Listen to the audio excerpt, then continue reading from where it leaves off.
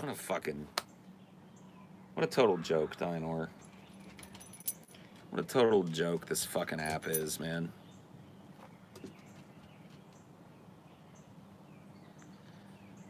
An absolute fucking joke, man.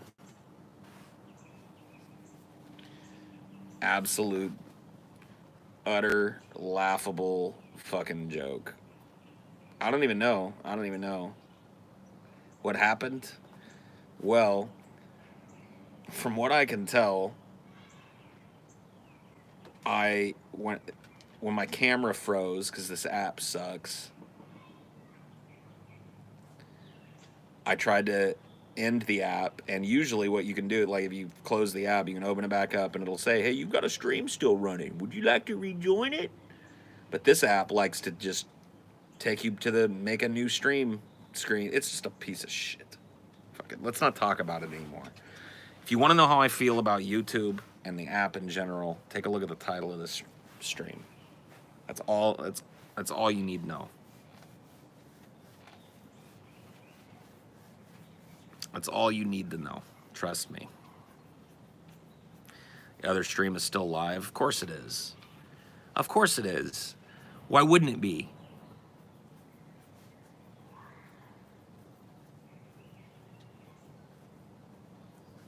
Why wouldn't it be? This app is a joke. App is a total joke.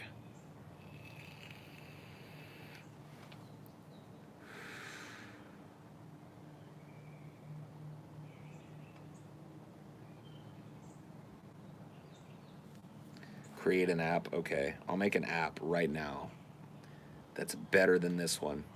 It's so funny, dude, when I rejoined, this is how fucking shit this app is. When I rejoined, I still saw all the people, and slowly but surely it's been diminishing. So it's like I got back, even though I'm on a different one, I'm on a totally different stream, I saw like 190 people. And then slowly but surely it's been walking down to 37. This app, it's like puke.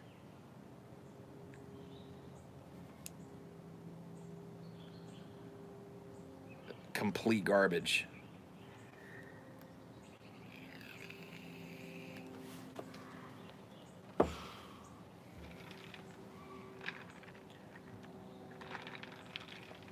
Unusable garbage. I need a bowl. I'm gonna let you guys look at the trees. I'll be right back.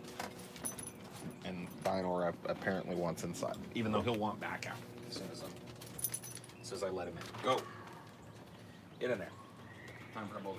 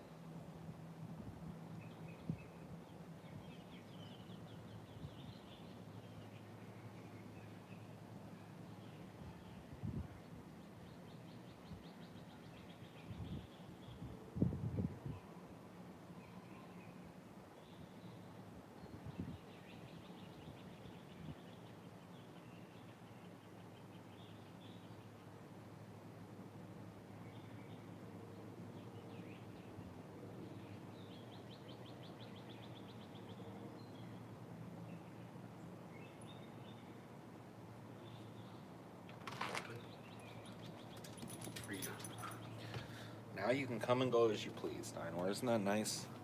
Aren't I a nice owner?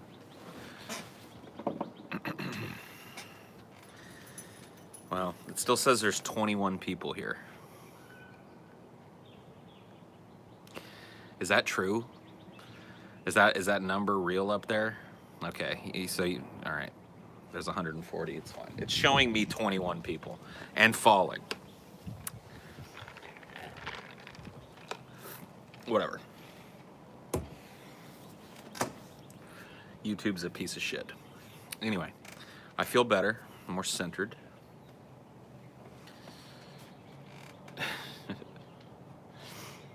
This chat is the Electoral College, yeah. What's the number from the old stream? That's fucking hilarious. So I'm still somehow tied to the old stream in the app, but I got a new stream going, which I can't see any of the information for.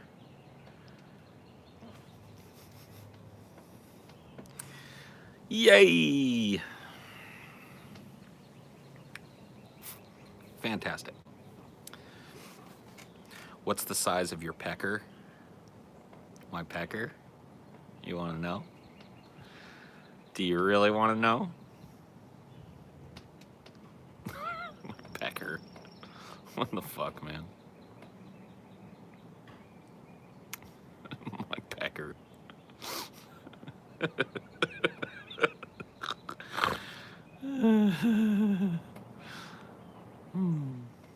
That was fun. Here he sits, the only king I intend to kneel to, the king of the north, the king of the north, all out of side. How does one tell if someone likes them? I don't know. Excuse me. It's pretty obvious to me when somebody likes me and when they don't. I can usually tell pretty quick. I can also usually tell pretty quick when somebody doesn't really like me but tolerates me because they need me for something. Those are the three modes of social interaction that I'm aware of. This person actually enjoys my presence. This person does not enjoy my presence. This person does not enjoy my presence but pretends to because they need something. Those are the three ways, and they're pretty, I don't know, pretty simple. I spent thousands of dollars to learn the size of Paul's pecker. I mean, I'll show you in person, Mr. Naughty Priest. Just fly out here if you want. If you really are that fucking curious, you know, come over here and I'll just drop my pants. All right? Fair enough. What kind of signals do girls send you when they're into you? I don't know. They talk to you, they laugh, they call you. You know, they try and set things up with you. I mean, that's been my experience. If a chick is into me, that's typically what they'll do. It's not far from what you'll do if you're into them.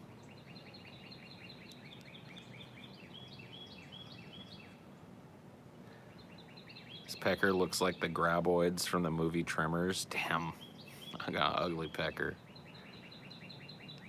That's a horrible pecker, man. The graboids. They go out of their way to be around you, then they're definitely into you. Yeah, man, that's what I mean. Like, it's the same shit you would do if you were into a chick. You try and be at parties they're at. You try and be at places that they hang out. You're constant, you know, you try and engineer being around them. Girls do the same thing, yeah. There's not like a super secret. I mean, I guess some girls are probably like that, but if there have been girls like that are into me, it flew right over my head. In my life, you know, the times that I've known somebody's into me they've been pretty overt about it. What does one do with those who only tolerate you for the things you do and give? I have a few friends that might fit that bill. Well, it depends. I mean, it can be a very economical situation. You know, you got people that put up with you because they need something from you, but maybe you're getting something from them too. I mean, you gotta weigh it out. If they're just friends, though, if these are your casual buddies, and you suspect that you got friends that are just using you for money or access or your job or your car or whatever it is, then I would recommend finding some new friends.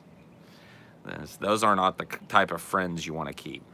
Business associates, that's a different ball game, you know. A lot of business is pretending you like somebody you don't. Not every business, obviously, but in my experience, business has a lot of that laced through it. So, you know, like I said, it depends on the type of human interaction you're looking for, right?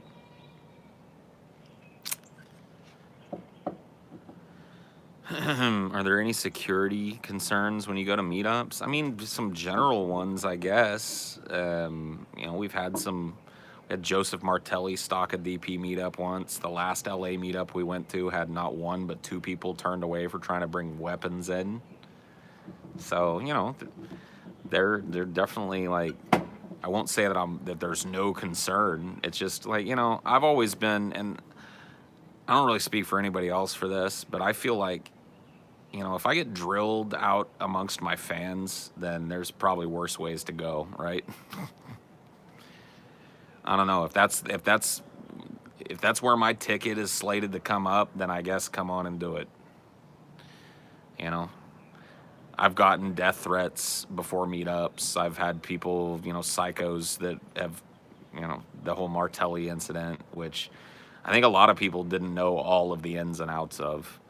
I think a lot of people maybe heard about it a little bit here and there on the show and didn't see all the shit we were seeing in the background. I mean, there were literally like 5 or 10 videos of Joseph Martelli standing out in front of the grocery store that was in Ben's neighborhood at the time in Columbus. He was like blocks away from the places that we lived and talking about how he was going to show up. He had posted guns and stuff on his social media days before. It's no joke. He went on after that incident to post a picture, a very grainy, looks like in-person picture of the front door of the Meidenbauer building that I was living in downtown Bellevue. So, you know, I've dealt with this shit. I've dealt with this kind of shit, and you know, you either wilt from it or you just go, well, you know, whatever. If somebody's gonna fucking drill me in the head, they're gonna drill me in the head. Did you call the cops? We called the cops in Columbus to make a police report, and that's all that was ever came of it, as far as my knowledge goes. When I saw him post the picture of the outside of my building, I mean, what are you gonna do? What do you call the cops and do? I mean, the cops didn't take it seriously. You know, we told them exactly what was going on, you know, and they took down the report or whatever the fuck, and that was that. There was no action. Nobody came out to talk to us. There was no police presence at the meetup. Didn't a particular individual give him your address? I believe so, yes. In fact, I don't need to believe so. I know so, because I also had communications from that individual and a person who he thought was a friend of his but was actually relaying info to us of him bragging about it to other people, telling people how he gave Joseph Martelli the address to the DP studio. And what he didn't know was that the DP studio was not in that building, but my house was. So I think the manatee was trying to give Joseph Martelli the studio address, but the address that he ended up getting, which I think he got from, there's a lot of shit about the manatee that I suspect that people would probably flip out about. Like, I suspect that the manatee has access to LexisNexis Lookup, which is a government tool that is used to find people's addresses and find information about people. It's not just law enforcement that has it. There are actually several jobs inside of the educational system that have Lexis Lookup. And I believe that the manatee has a friend or a family member or something like that that works in a job that has Lexis Lookup capability. And I believe the manatee has used that person several times in order to get addresses, phone numbers, work histories. I mean, he's dropped, you know, the docs Brett has dropped go a little beyond full names. The times Brett has doxed people, including me, it's been full names, addresses, in some cases, you know, just anything publicly searchable. Anything you could get off of Lexis, basically. I don't think the manatee is smart enough to even get on the dark net, much less recruit somebody. I think the manatee has like a mother-in-law or a brother-in-law or a sister-in-law or a sister or something that works at a school, has a little Lexus lookup login. Oh, I need to find out about this person because they're, you know, a relative of a kid.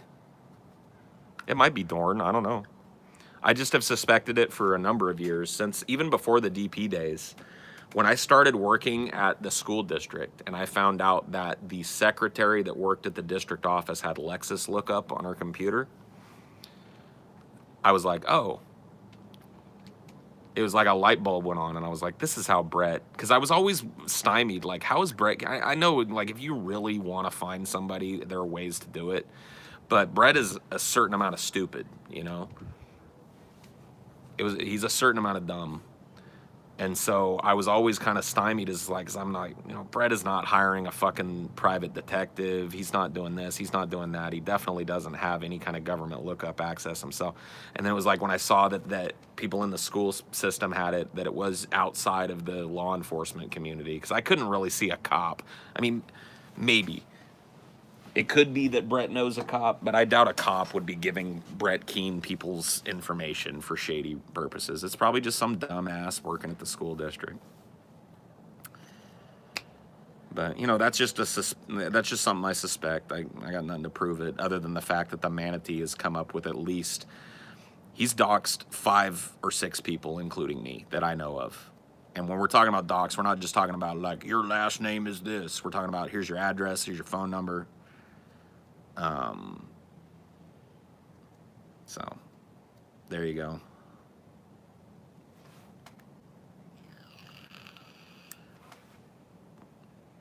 Paul, I'm planning on writing an adaptation of the Bible that's improved as a narrative, but I'm worried that due to the fact that the source is the basis for popular religion, no one will read it. I mean, yeah, you got a point there. I don't know. I mean, write it if you're passionate about it, bro.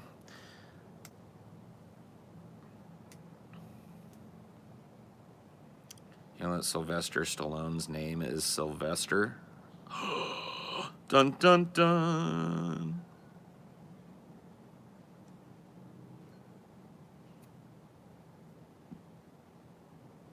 Please continue streaming Sekiro. Yeah, I probably will. It was fun.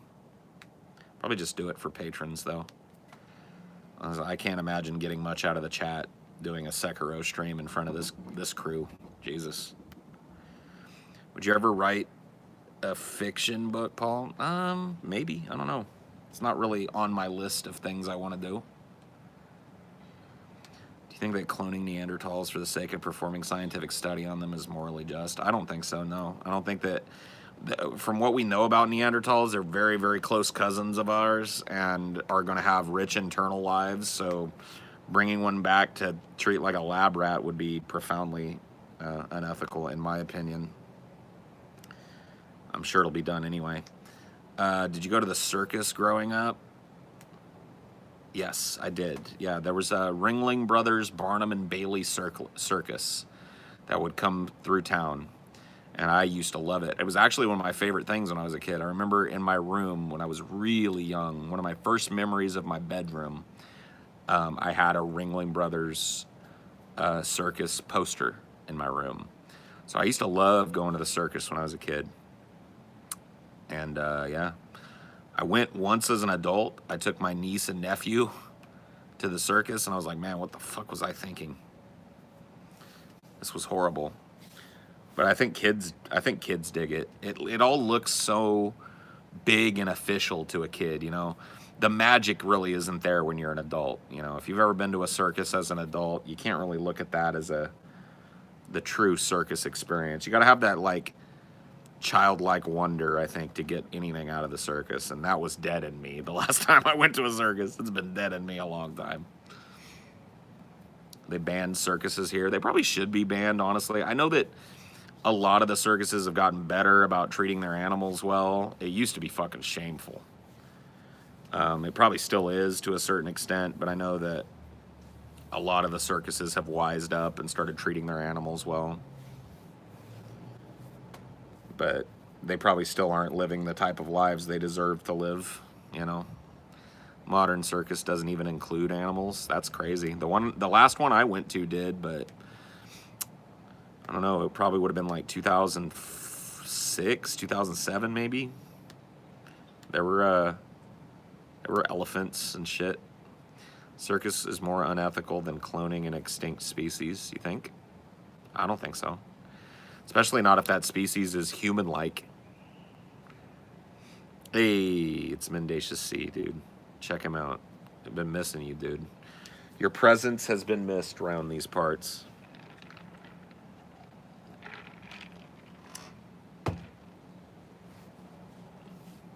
Paranoia is reshaping the world. Yes. You don't see any more freak shows, though? They still have them. Like, I think Coney Island has one of the last running freak shows, and, you know, of course, all the freaks are willing participants in it. I remember seeing a documentary about it not too many years ago. So the freak show is a dying art, but it ain't dead yet. It ain't dead yet. Ever a fan of The Walking Dead? Yeah, I liked the first season and a half, I think, that I watched of it. I was really stoked about Walking Dead. The first couple of episodes of The Walking Dead were like, I was like, man, this show is fucking dope. But once they got towards the end of the first season and about halfway into the second season, I was like, man, this show is for fucking dopes. And I ain't watched shit since. I don't know a single thing about The Walking Dead. I ain't seen anything beyond the first season. I have that Paranoia video saved on my phone. I maintain it's still one of the best and most poignant videos you've ever done. Oh, I haven't even thought about that video in forever. You guys should DFF the Elephant Man. Yeah, that would be an interesting one. He definitely led a very interesting and tortured existence. How about Game of Thrones? I've seen all of those. Ashley's big into those. I've read the books all the way up until the newest couple. I've read the first Song of Ice and Fire trilogy books, you know. And I was pretty happy with just that, but Ashley being into it, I sat down and watched a couple of them, and I was like, oh, okay. Well, this is awesome. So...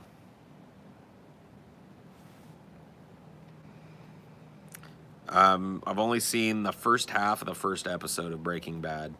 It was horribly depressing, and I was at a point in my life where I was just like, I don't want a heaping spoonful of depression on top of my depression, so let's find something else to watch, and I've never gone back. That was probably, I don't know when Breaking Bad started, but around then. I watched till season 4, and you didn't miss anything interesting, The Walking Dead. That's what I hear from people. I'm usually pretty happy with... See, here's the thing with me. I very rarely watch serialized TV shows. And when I do, I'm usually super happy to pull the ripcord at any point. Like, if a show starts to suck... Another good example was of a show I really liked and then just went to shit was Dexter. Like, the first season or two of Dexter, I remember being like, oh, man, they will never do a show this cool again. And then it just... I think right around the midway point of the third season, I just pulled the ripcord and was like, well, that show's over. Next. Never seen an episode of Stranger Things all the way through. I've walked around in the room when people were watching Stranger Things, so I might have seen 10 or 15 minutes if I sat down and vegetated, but I have never seen a whole episode of Stranger Things. I don't know anything about it. Never seen The Wire. Don't care to either. I don't really like gritty cop dramas all that much, to be honest. It's like it's a trope that I feel like is so overdone. The cop living on the edge of the law, you know, kind of like bending the rules when he needs to, has been just so done to death, and then again, and then again, and then again, that I feel like I don't want to see it. The Wire is not that. I mean, like I said, I've never seen The Wire, but I've seen things about The Wire, and I've watched clips from The Wire, and it seems to be exactly that. It's a cop drama, right? True Detective Season 1 is amazing. Yeah, I totally agree. I've actually watched Season 1 of True Detective I don't want to overstate it, so I'll say 3 times. I wouldn't be shocked if it's more than 3. And I'll sit down and watch the whole thing in a day. It's like one of those things I'll lose a day to. If I've got a day off, sometimes I'll just drift to True Detective Season 1 and just watch the whole fucking thing. It's one of the best binge watches that you can get of a season of television, in my opinion. See, I didn't think that one exuded gritty cop at all, even though I guess that's kind of what it is. It was such a deep character examination of the 2 main characters that's really what I felt like it was. Is it on Netflix? I don't think so, no. I might be wrong. Some of your favorite trash TV, like syndication, Judge Judy shit. I actually like, I used to watch a lot of, when I was a kid, my mom liked watching The People's Court with Judge Wapner. I remember The People's Court. I kind of like those court TV shows. Any show where there's kind of like semi-manufactured, semi-real drama is good, like turn your brain off material for me. Like, I used to watch those VH1 reality shows that would come out, like Flavor of Love. You ever seen that? Dude, Flavor of Love, I don't care who you are, it was like, you know, television junk food, I guess. You know, it's like turning on the TV and deciding to go to McDonald's, you know? Like Dr. Phil. I don't watch a whole lot of Dr. Phil. I used to like talk shows a lot. My mom watched a lot of Donahue, so I remember watching Donahue when I was a kid. Ricky Lake, Jenny Jones. I used to like those kind of like daytime talk shows back in the day. I don't really watch them anymore. But I guess like a little, like if I have a guilty pleasure type of show, it's probably like reality shows here and there. I don't watch them all, but I do like watching a good reality show where they put 2 assholes, you know, together and let them fight. There's something cathartic about that, so, you know, I dive into that. Oh yeah, Jerry Springer, yeah. I loved Jerry Springer, but everybody in my generation loved Jerry Springer. Like, everybody I knew watched it. All our parents, all the kids, like, it was truly a transcendent show when it was at its peak, you know? Like, everybody was watching that shit. My grandmama was watching it. Everybody. Maury Povich, yeah, Maury. Maury really made his bones for a while there in the early 2000s as the go-to paternity show. Yeah, the you are not the father stuff. Jerry was fake. I know for a fact that Jerry was fake, and let me tell you why. So we were watching Jerry, me and my friend Rodney. This must have been like around 2000, 2001. I was living in Arizona. We were watching Jerry Springer, and that phone number came up, and we'd been drinking. Rodney's very much like this. He had an impulse, and he went and grabbed the phone, and he dials this number, and I don't know who he's calling until I kind of tune in, and I can hear, he puts it on speaker, and I can hear that it's the waiting line for the Jerry Springer show. And I was like, what are you doing? He was like, I'm going to get us on the show. We're going to go on this show. I was like, I don't want to go on this show. He's like, shut up. Somebody picks up, like, Jerry Springer show or whatever. How can we help you? And he was like, he put on this, like, the most retarded, like, obviously fake gay accent. And he made up an absurd story. I don't even remember what the story exactly was, but it was something like, hi, my name is Antoine, and my gay lover likes to put it in my butt, but I don't like it, and he always wants to fight me about it. What should I do? You know, like, he just came out like that. And the person like, oh, can I get your lover's name? Yeah, his name is Kenneth. And you were Antoine? Yes, I'm Antoine. All right, Antoine, and when would you and Kenneth be? I shit you not. We obviously didn't go through with it. He led them on for a while, and then I think he came up with, I think he had like a fake fight with his boyfriend. He was like, fuck you, I'm hanging up. Fuck you, Kenneth. And he hung up, right? They had her number. They called him for weeks. The Jerry Springer show called Rodney's phone for weeks trying to get a hold of Antoine. I mean, they were hungry for that shit. They were hungry for it. They wanted it so bad. They didn't even care.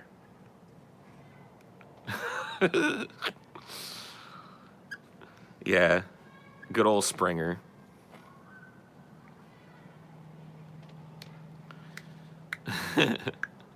Yeah, they didn't vet shit. They didn't care.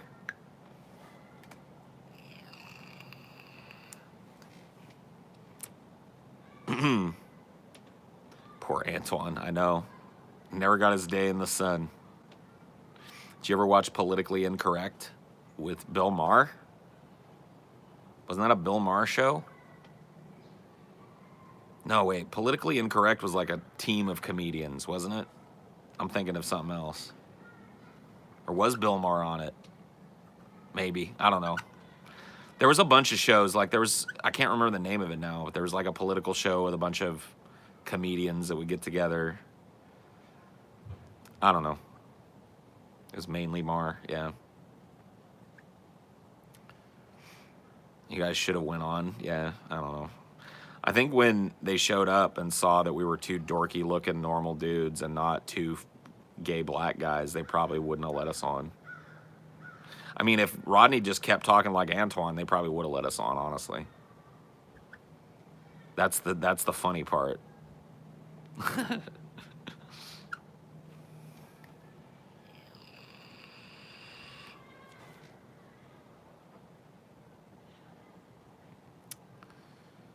What do you think about Geraldo's 90s show? I don't remember watching a whole lot of Geraldo. I remember there was this big, giant thing that he did where he claimed that he and his investigators had found an old safe hidden in the wall of like a hideout that Al Capone had used. And like for weeks he was like, "What is in the vaults? We're gonna open the vault live. Blah blah blah blah blah. We found this vault, man. It's Al Capone's secret fucking stash. What's in it?" And there was just like some papers or something in it. It was horrible. Like it was like this huge week-long build-up where he teased it and teased it and teased it, and then he finally did the live show, and they crack open this safe, and there's nothing in it. There's like some loose papers, and nothing of historical note at all, like an empty envelope or something in it. Yeah, it was just terrible. It was just terrible. His show really suffered from that, too. I remember people at that time did not appreciate being jerked around. What did they expect? Well, watching the promo materials, they expected to open that up and just find gold bars and diamonds and like all kinds of crazy behind the scenes historical pictures and shit. That's what we were led to believe. You know, that's the thing is like in the 80s and the early 90s, advertisers were brazen. Absolutely brazen, man. It's hard to, like, if you go back and watch some fucking commercials, not necessarily ones that were aimed at kids, because those have remained pretty much the same level of brazenness, but go look at how they were trying to sell shit to adults in the 80s and the 90s, dude. Is that why Bill Hicks hated marketers? I have a feeling that's why. I have a feeling that's a good reason why. I wouldn't want to put words in the man's mouth, but were he here to answer that question, I believe he'd probably say yes. At the very least, that was a huge part of it. I mean, you were absolutely condescended to by advertising in such a douchey, smarmy way in the 80s. And people got sick of it. There was kind of a revolt against commercialism in the 80s and 90s. A lot of the counterculture was about, you know, shitting on corporations. And a lot of it was because of how far corporations had pushed, like how directly insulting and manipulative can we be towards people? Like how much can we literally be brazen about reaching into people's brains and tinkering with it? And for the most part, the popular culture at the time's answer was you can't. There was a massive revolt, and these ad companies had to come up with more subtle ways of being manipulative. That's when you got to see that gave birth to the random commercial. You guys know what I'm talking about when I say the random commercial? When I say and you know, I don't think that's the actual name. That's just what I call them. The commercial that has nothing to do with the product, that's just flashing lights and characters jumping around, you know, like a dude walking in the grocery aisle and he walks around the corner and there's a panda bear sitting there and the panda's like, hey. And the guy's like, and then, you know, it cuts to the title screen, need something else, snap into a whatever this is, you know, like, it's like, that's where that started. Those types of commercials started because people were sick of the direct, overt, like, you're dumb, buy this type of shit they were getting in the 80s and 90s. You know?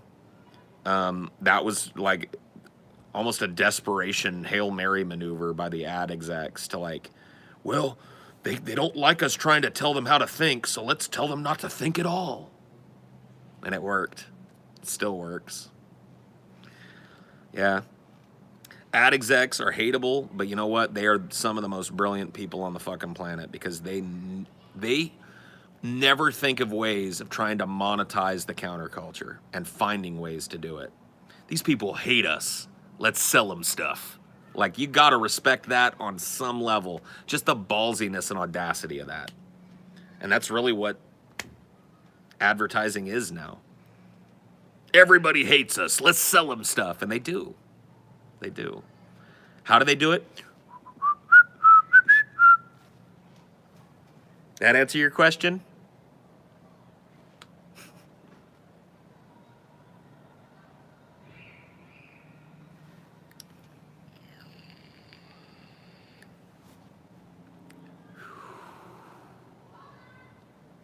I wish Bill Hicks bludgeoned one of those people to death. Why? He would have been thrown in jail and he couldn't have been funny. Weaponizing psychology. Dude, you guys ain't fucking kidding, man. It is outright scary and, quite frankly, sad how overtly manipulated people are today. And I don't put myself outside of this. I'm subject. Just because I know a little bit about how it's done doesn't mean I'm not fucking subject to it. So please, don't think I'm putting myself on a pedestal here, but it is outright sad how manipulated we all are, and we walk around most of the day and don't even know it. We have literal feelings, desires, and emotions implanted into our brains by advertising people, and we walk around like it doesn't matter. There's a great, and I know I've probably pimped it here before, but I'll pimp it again for you documentary type people, or if you're interested in a deeper look at the concepts that we're discussing very broadly and generally here today. There's a documentary by a guy out of the UK named Adam Curtis called The Century of the Self. And it covers in large part like somebody said before, the weaponization of psychology as a useful way to sell things to people. And it covers the major figures and how they came to figure it out. Edward Bernays, yeah. Actually a nephew, I believe, of Sigmund Freud, who used a lot of Freud's psychosexual theory of the mind, which has been roundly debunked as actual therapeutic psychology, is still used as a foundational basis. So he used Freud's iceberg theory of the mind and Freud's psychosexual theory to sell people products. He was brilliant. One of my favorite stories from that documentary, and one of my favorite Edward Bernays stories, is he'd kind of established himself as a guy who knew how to make a commercial, how to make a magazine ad or a newspaper ad, how to sell a product. And cigarette manufacturers had a problem. They came to him and they said, look, it is considered to be unladylike to smoke. And so there's like 50% of the population out there that we're having a real hard time getting to pick up the habit. Can you help us, Edward Bernays? And he could. You know what he did? He didn't advertise cigarettes. He didn't go to women and just have pictures of women in magazines. I mean, he did that too. But you know what he did that was brilliant? He had women march for the freedom to smoke their liberty torches. That's what he renamed them. He had a bunch of women get together in New York City where he knew there would be a lot of press, dressed them up like Lady Liberty, had them walk into Times Square and light up their liberty torches. I'm a liberated woman now. I'm smoking in public and you should too. And it worked. And it worked. Brilliant. Disgusting, horrible, reprehensible, but fucking brilliant.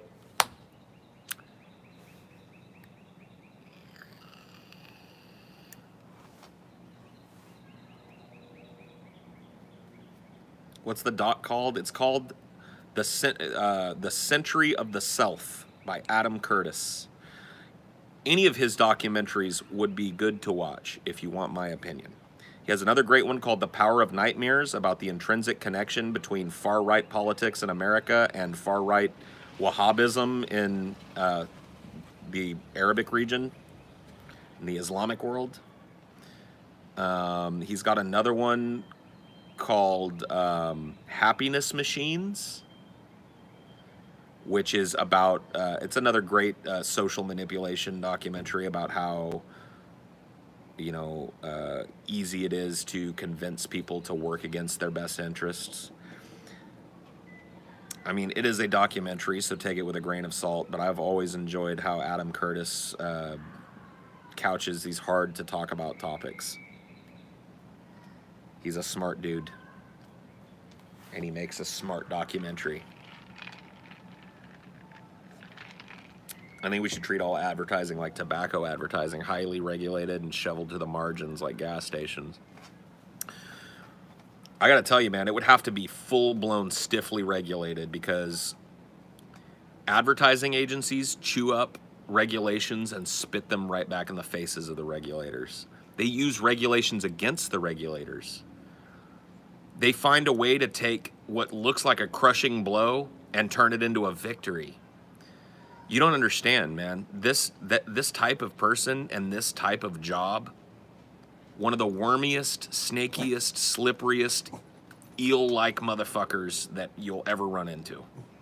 They will monetize anything. They'll monetize their grandma's booty hole if they think it'll make them 15 cents, and they'll figure out a way to sell it to people too.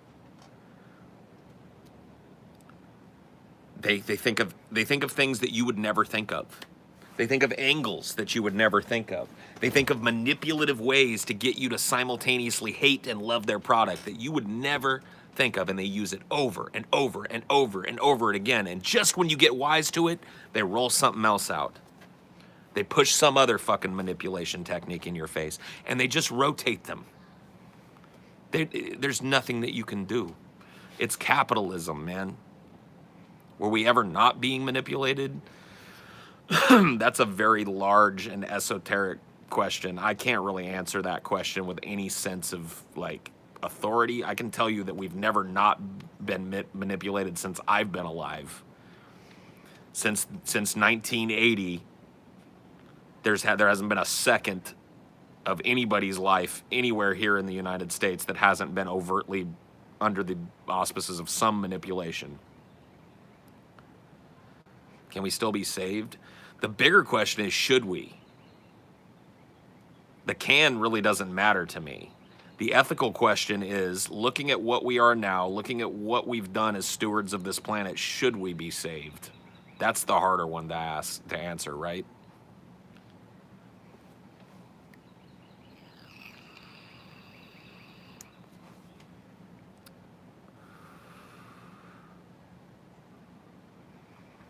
I mean, is the human spark worth the suffering of every other fucking ecosystem on this planet? Every other animal? Is it worth the, what is it, like 100 species a day that disappear forever? I don't know. I don't know the direct answer to that question, or if there is an objective answer to that question, but I know that's the question we ought to be talking about here. Not can we, not can we, should we? Or should we just let it all collapse, man? Just let it all burn out.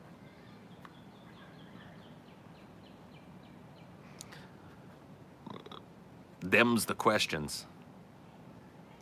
If we drop nukes, we kill all animals, dude. That is absolutely untrue. If we drop nukes, there will be a huge amount of biological diversity left on this planet after we're gone.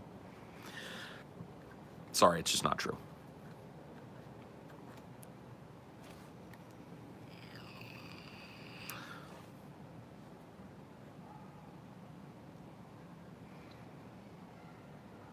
Cockroach, I mean, every manner of insect would survive. Most small ocean creatures would survive. Just an enormous amount of biodiversity would remain. Plant life, single cellular life, bacterial life, etc. All that shit would be relatively ineffective on the long term by the nukes. So yeah, we would just like here's how I know that, because this planet has undergone nuclear catastrophe several times. There have been several instances where pretty much almost all life has been wiped from the face of this planet. And look around. You guys want to take a look? How's it doing? Because it looks to me like the surface of this planet is literally alive with life. It's crawling with it.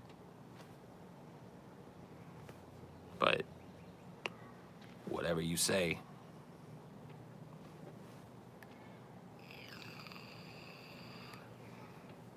I once asked you whether a culture that needed to be dictated by a ruler was worth preserving, but you're right. The question is whether humanity is worth preserving. Yeah, I mean, because cultures are transient, right? Cultures come and go. I mean, we're living in the midst of this culture right now, and we think it's the biggest, most important thing, but 20, 30, 40, 50 years from now, when this paradigm collapses and a new culture arises, this is going to be the way you feel the world is, the way that you feel reality should be observed. Your credo, the center of you, is going to be laughable. It's going to be looked at as quaint, backwards. Culture is transient. That asking questions about whether a culture deserves to be preserved is like asking whether or not you can save that banana that you bought for a year, and still have it be fresh. It doesn't. There's no point. The real point, the real philosophical question, is us as an aggregate, as a conglomerate. What do we do? Are we worth preserving? Is what we radiate out more important than what we destroy? Is the question, right?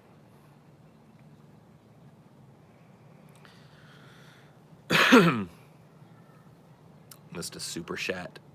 Okay, let me check. Check on that super chat. Have any spooky Madera, California stories? Oh, let me think about it. Are there any spookers in Madera? I mean, I think I've told a spooky story. We used to go drink at this place we called the River. It really was a dry riverbed, the Madera River, or I think it's the San Joaquin River that cuts through Madera. Usually dry, because even when I was a kid, California was perpetually in drought. And so we would go down there because it was an easy place for us to kind of just chill, and we could be loud and drink and smoke, and nobody bothered us. One day we were doing just that. We were tucked away kind of up and around the corner of the river, and we made a little fire. We're all kind of sitting around it, just chilling. And all of a sudden, kind of out of the stand of woods that bordered the river area, walked a homeless dude. And we couldn't see his face because he was wearing a hoodie. It was very dark. The only light source was, the fire, so we were all kind of blinded. And he just walked right into the circle and was like, "Got a smoke?" I don't remember which one of us it was, but one of us gave him a smoke, and then he was like, "Got a light?" And one of us gave him a lighter, and he lit up his cigarette real quick, illuminating his face briefly, and then just like stood there smoking. And we were all just like quiet. And one of us at one point got uncomfortable and was like, trying to make small talk with him. They were like, "Oh, dude, what's your name?" And he just like paused for a long time, and then he said, "Jack Hellsborn." Then he turned around and walked off. Jack Hellsborn. I don't know.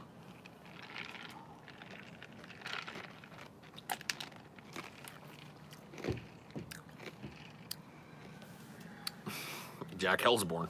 I don't know. I don't know what to tell you. Nothing else happened. We never saw Jack Hellsborn again. But he was a meme in our group of friends. Did he steal the lighter? He did, actually. He walked with the lighter for sure. And a smoke. What did his face look like? A homeless dude's face. He was craggly and scraggly and dirty. I don't know. We all only got a spark of it. We used to try and describe him to each other. Jack Hellsborn was a legitimate meme amongst our friends. Like, when we would bum a lighter off of somebody, we would light our cigarette and say Jack Hellsborn and shit. It was good stuff.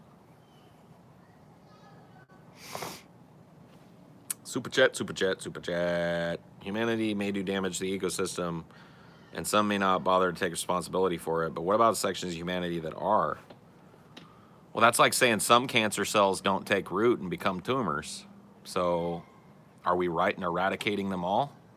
I mean, the question at hand is humanity destructive to the planet?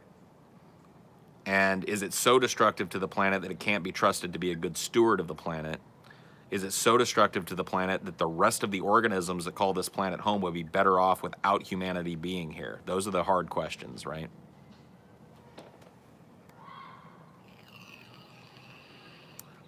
I don't know if I'm not going to sit here and tell you I know for sure what the answer to those questions are, but I think that those are the questions we need to be discussing.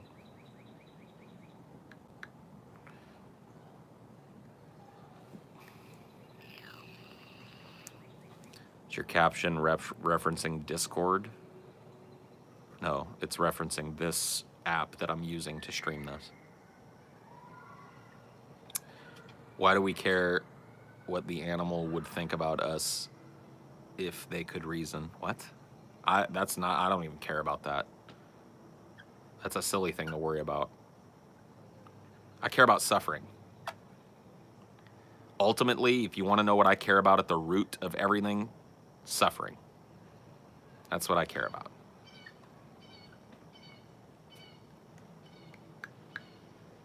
That's what I'd like to see reduced. And I think that if every human being disappeared from the planet, most of the biome would have profoundly less suffering as a result. Virtue signaling, Paul. Boop, boop, boop, boop, boop. Emitting virtue signal. I care about the inner lives of animals. Beep, beep, beep, beep, beep, beep, beep. The best antidote for suffering is unexistence. Probably true.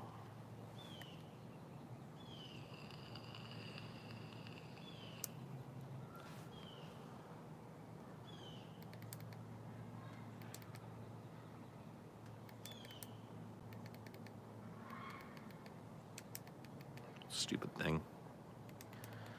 Live, damn you, live. Okay. Think the planet will ever recover from our meddling? Absolutely. There will be a time and place where humanity are just as much of a non-existent afterthought as the big dinosaurs were. You know, you've probably seen these types of documentaries before, because humanity, being a species that has a species-wide death urge, is fascinated by the idea of its own collapse, even if it fears it. And so there's tons of these shows that talk about like how quickly the planet would take itself back if humans just disappeared. Like if humans just disappeared from the planet, it would be just like a matter of like a couple of decades before cities were unrecognizable. Another couple of decades beyond that, and you'd have to be an archaeologist to know we lived here. This planet is just waiting to take back the territory that we've carved out of it. And as soon as we're gone, it's going to do that.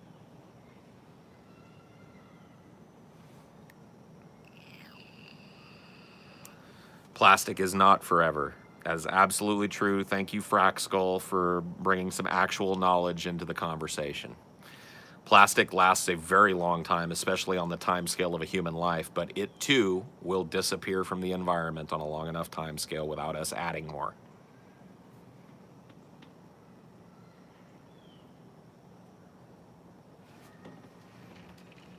Do you think sapient life would rise again if we died out? Having large brains is not as beneficial from an evolutionary standpoint as most people think. I don't know.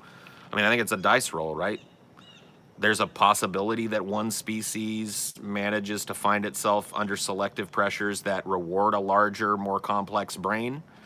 It's certainly like not unthinkable for me to think that in a post-human world, those selective pressures could come about again. So it would be silly to say no.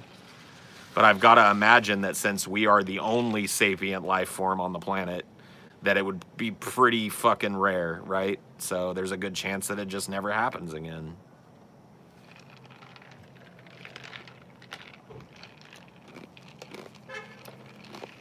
If we die, nuclear power plants could do profound damage to the Earth. They could not destroy the Earth. Literally nothing we could do to destroy the Earth. Literally nothing.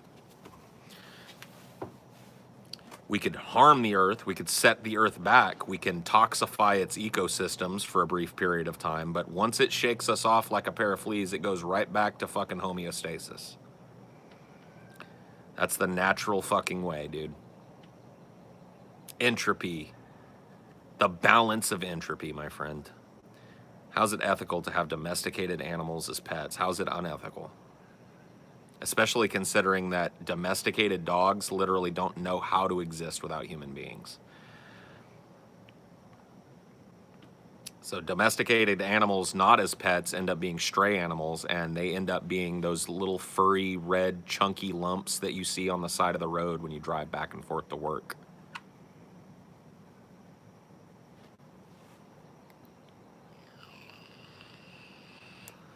We turned all uranium into nukes. We could theoretically kill everything for 1 billion years. I'd say that's highly theoretical. Highly. Richard Kuklinski, aka the Iceman, equals DFF. I love him as a subject for DFF, but the problem is how do you avoid just pulling directly? Wouldn't it just be a watching session for us watching the Iceman tapes? I mean, one of the fun things about these serial killer, crazy people type of episodes is that there's a certain amount of speculation that's invited, right? Because you don't know everything. With Kuklinski, he's sat down and given hours of interviews and been honest about all the things he did and the methods he used. There's been stark and deep examination of his psychology. I just don't feel like that we could add anything to a Richard Kuklinski show, you know? Without having to just lean so heavily on the Iceman tapes documentaries that HBO did that it's almost like a rip.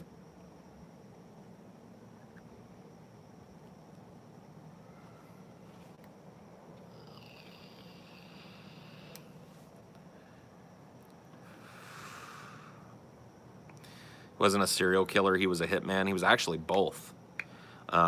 If you read the literature around him and read what the thinkers that have examined him, the psychologists and psychiatrists that have examined him think, they all tend to agree that Richard Kuklinski was a serial killer that just happened to find a profession that fit his desire to do that.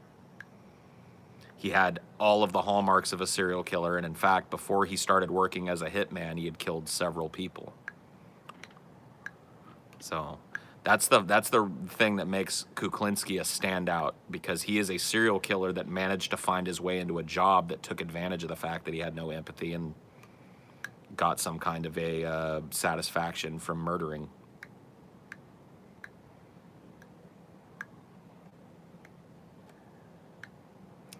DFF Sargon of Akkad, not the YouTuber, the Bronze Age monarch. Yeah, okay. No thanks. Is being a serial killer really all that bad? Is anything really all that bad on a galactic scale? Not on a in your little town scale, but on a fucking universal scale. Is anything bad? Let that bake your noodle.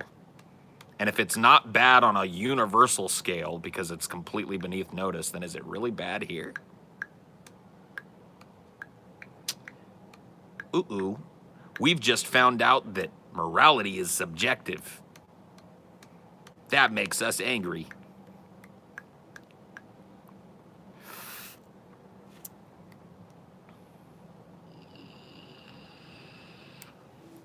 Heat death.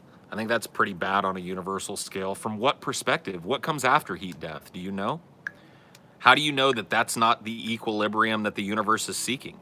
How do you know that heat death isn't the final fucking sigh of the universe as it lays down to rest? Why is that necessarily bad? It's bad for you because it means that not only you, but any memory of you and anything that you ever knew and anyone that you ever knew or knew of is gone.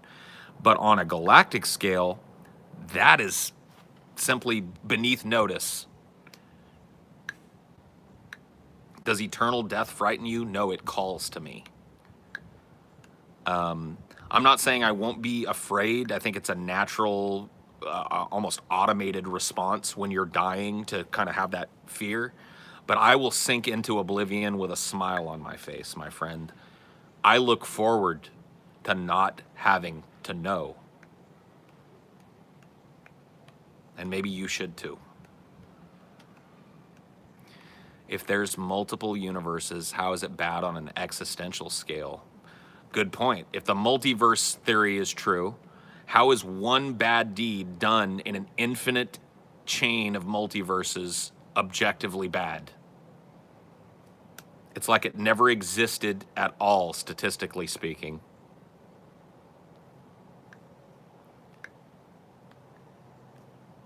You know, when I talk about shit like this, people tend to take it to extremes and mean like, oh, does that mean you don't care if somebody kills you or somebody kills your girlfriend? It's like, no, I understand that subjectively, morality has a purpose.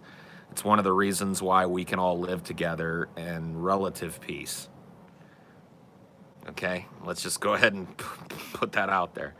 But if you think that there's just some kind of hard-coded, this be bad, this be good, I invite you to take a trip back in time 100 years or more to any fucking society and take a look at the morals that they fucking uphold and see if they fit yours.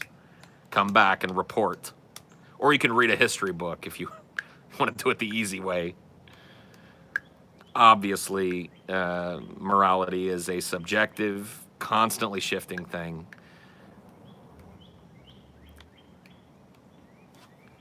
Empathy, I think, is what we're after here. It may not matter to the universe, but it matters to us and our existence, and I do believe we should be good to each other. Well, there's nothing wrong with that. I don't disagree with that. In fact, I'll go so far as to say I 100% agree with that. We should all have empathy for each other. We should all treat each other with respect and dignity. We should all follow the golden rule. We should all be kind, and if we don't have anything kind to say, we shouldn't say it at all. We should all live in perfect, peaceful harmony. I agree 100%. We should.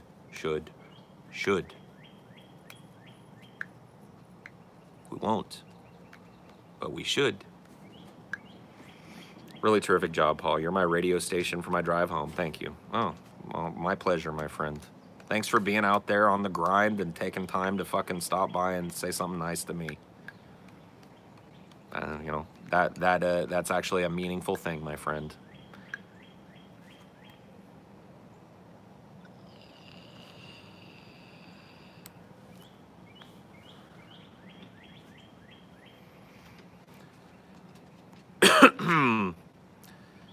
Even if we all had empathy for each other in that way, wouldn't we still screw each other over through the remoteness with which our decisions affect other people? See, that remoteness, there's no excuse for that anymore. And that's what tells me that I'm right about humanity. Because yes, I could actually see from an empathetic psychological perspective how people that live their entire lives in one geographical region and never saw anybody that lived outside of it could demonize other people. But those of us in modern society specifically, Western civilization, if you want to call it that, have no excuse.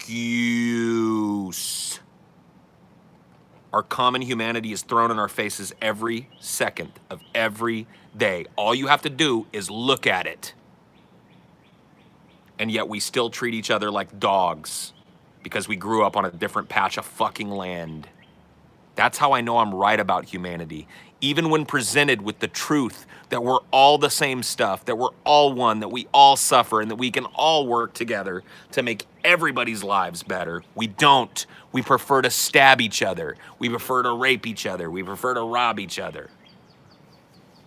That's how I know I'm right about this species, because given the opportunity to do the right thing, we walk the opposite way. Always.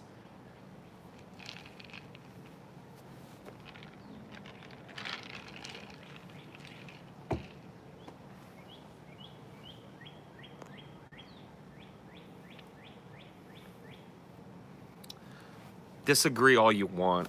Say I'm being overly general all you want. I mean, this type of philosophical discussion requires a certain amount of generalization, I think, in order to be fruitful at all.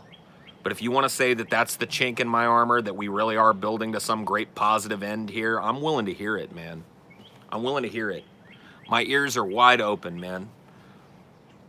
You got a possible optimist here. All you have to do is show me the value of this species.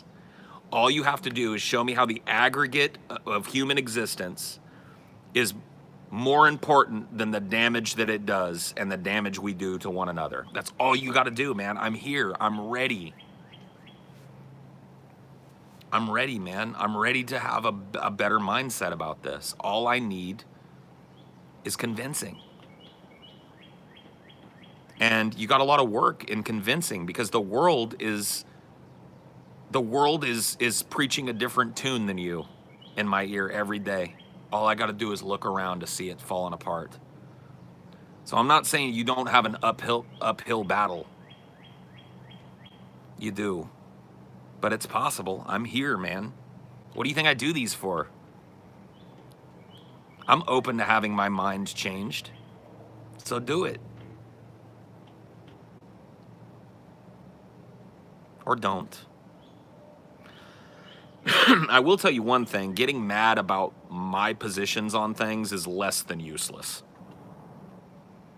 Getting angry about my one little position about things, letting it get under your skin and raging at me about it is less than useless.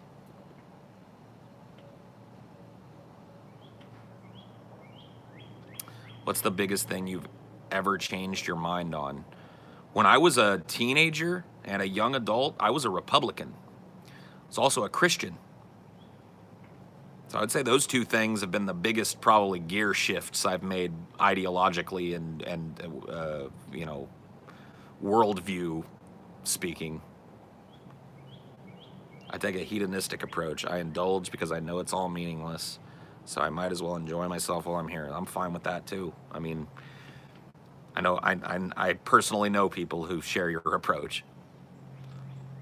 I won't deny that I have a hedonistic streak to me as well. Coming to understand that it's all pretty meaningless can awaken that in a person, a desire to make meaning out of experience. I'm fine with that. Do you think that people rage about your positions because they value you as a person and as a content creator? I don't know why they do it. I don't know why people rage at me.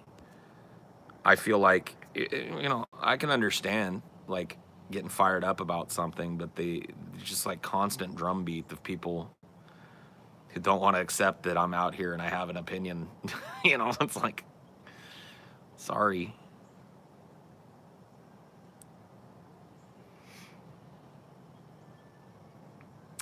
Folks seem to think that anyone of intelligence comparable to theirs will have the same opinions. Man, that's the last fucking... Dude, let me disabuse you of that notion immediately. The more intelligent a person is, the more the likelihood is that I will disagree with them profoundly on something. I don't really think of intelligence like I think a lot of people do.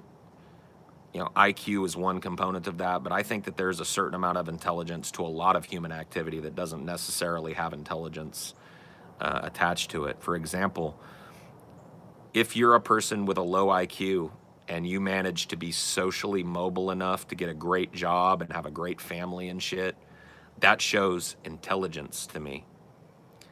That shows intelligence that can't be represented on a spatial awareness test.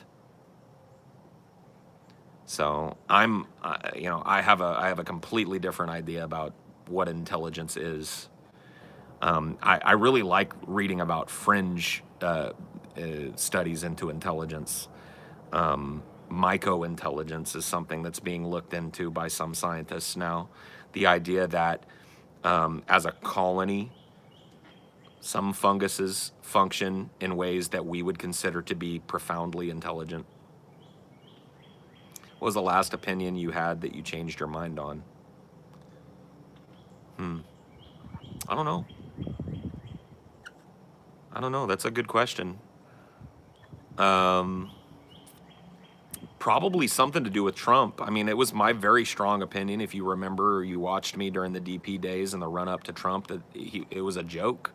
He was a joke candidate and a joke presidency, and there was absolutely no way he could win. And my opinion was pretty much forced at gunpoint to change on that. As the election got closer and closer, there was a more and more impetus to take Trump seriously. Have you eaten crow about the Mueller report yet? I haven't read it yet. Have you? I guess I'll eat crow after I read it. Have you read it? You know what's in there? I used to be a neocon. Yeah, I suck. Well, whatever. At least you used to be.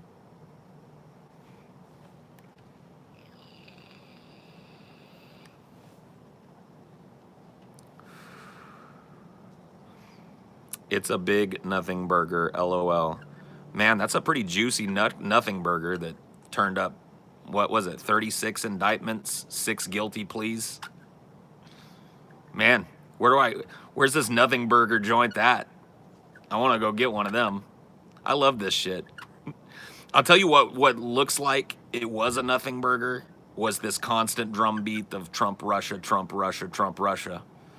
But this idea that this investigation and the multiple ongoing state and federal level investigations targeting Trump right now are a nothing burger is one of the silliest attempts to tiptoe around the obvious that I've ever seen people on the internet do. Ever. In the history of the internet, dude.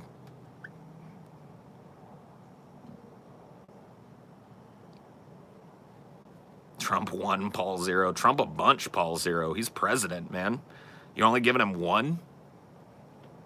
I'd give him about 900 over me. He's the president of the United States. He gets to walk around looking like a paunchy, sweaty shitbag and play golf for a living and get paid millions of fucking dollars. Come on, dude. You only giving him 1? How about Trump 9 billion, the rest of us 0? How about that? What's the big deal if it's government corruption? Nothing special. Yeah. Pfft. Who cares?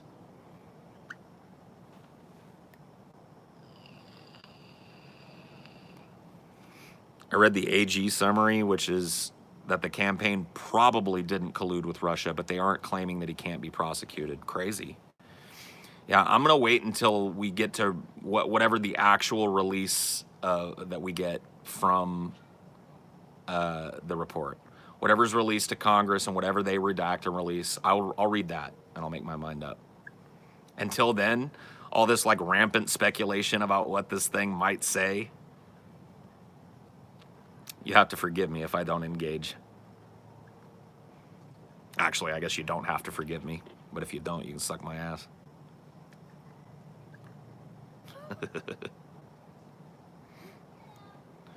Think there will ever be 2 presidents of the same party back to back in the future? I don't know. Maybe.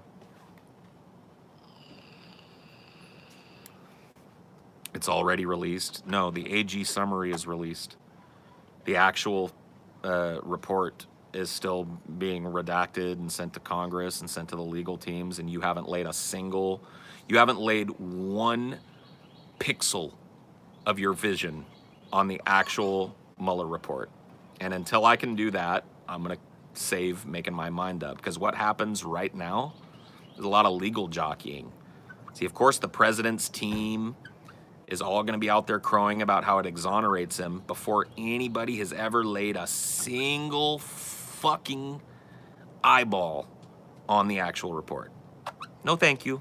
I'll wait. Go ahead and tap dance, though. Go ahead and do your victory lap now. I'll wait. In fact, I tell you what I'll do. I'll wait until all these investigations are wrapped up. All of these concurrent federal and state level investigation, particularly the one in New York that's looking into Trump's business dealings. I'll take a gander at when all those findings are released, then I'll be ready to eat crow. Till then though, I'm just gonna take the old wait and see approach. It drives people nuts nowadays if you don't have a take immediately on something, even if there's no information about it out there. Man, right now, you gotta have a take. Everybody in here trying to fucking get me to have a take already has a take. Trump, remember? Trump 1, Paul 0. They already got a take. Never laid an eye on the fucking actual shit. Already got a take. You guys are so well trained, man. The news media has got you guys trained well. Because that's what they do, don't they? Soon as they hear a rumor about something, they've got a take on it, right? Brian Stelter's big, doughy, weird-looking ass is up there going, Trump and Russia. I'm saving my takes.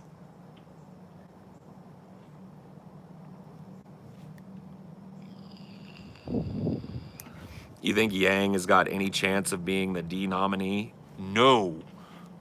No. Yang barely has a chance to go beyond the first five. If Yang doesn't fall off the end of the stage after the first round of Democratic debates, I'll be shocked.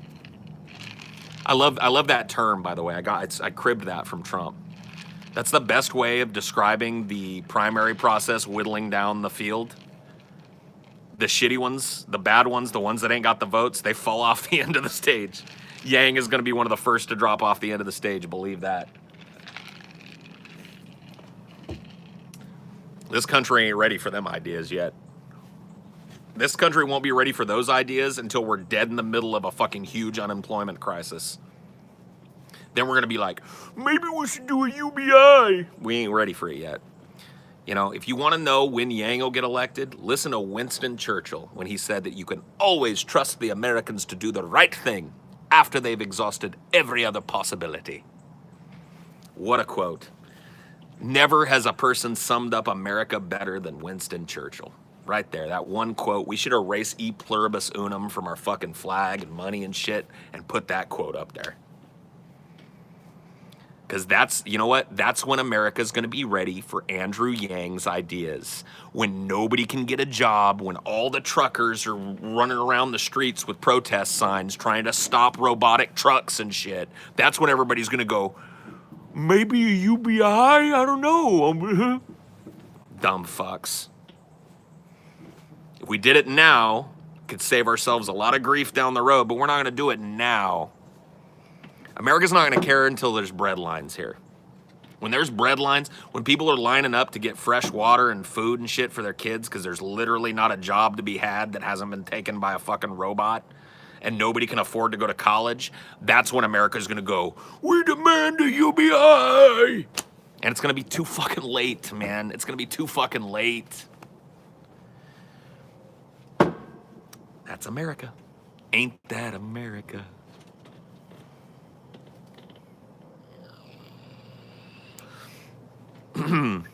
So yeah, that's why Andrew Yang will be falling off the end of the stage after the first or second Democratic debate, and you can quote me.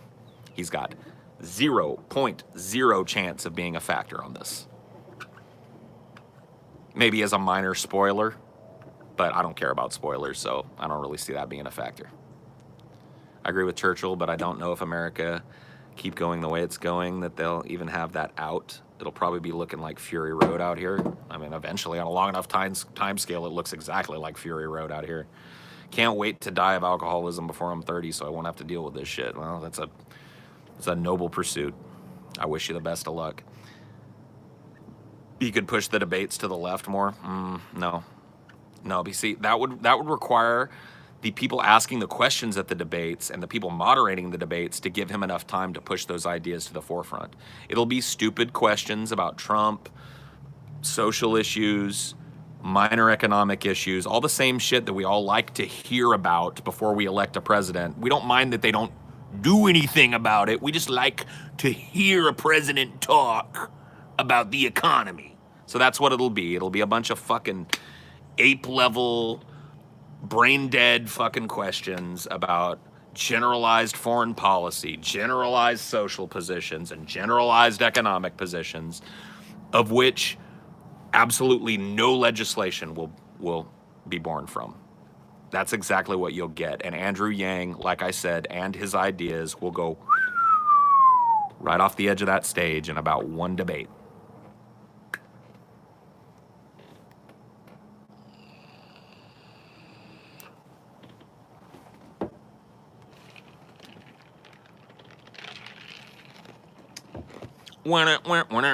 I'll be right back.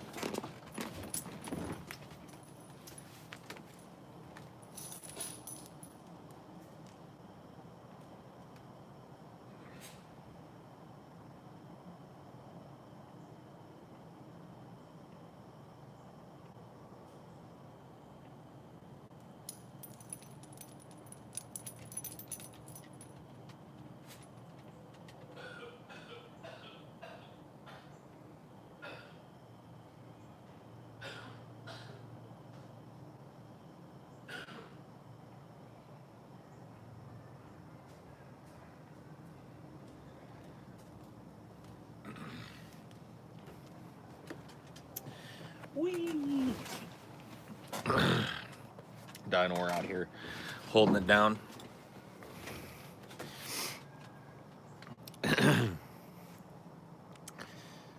Paul's gone, time to riot.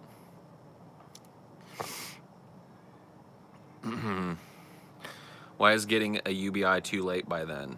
Are one of those dudes assuming a civil war or some rebellion like that? Because the UBI is one part of a multi-stage strategy that's needed in order to turn America around, and starting to try and do all those things at once is a waste of fucking time. It'll never happen.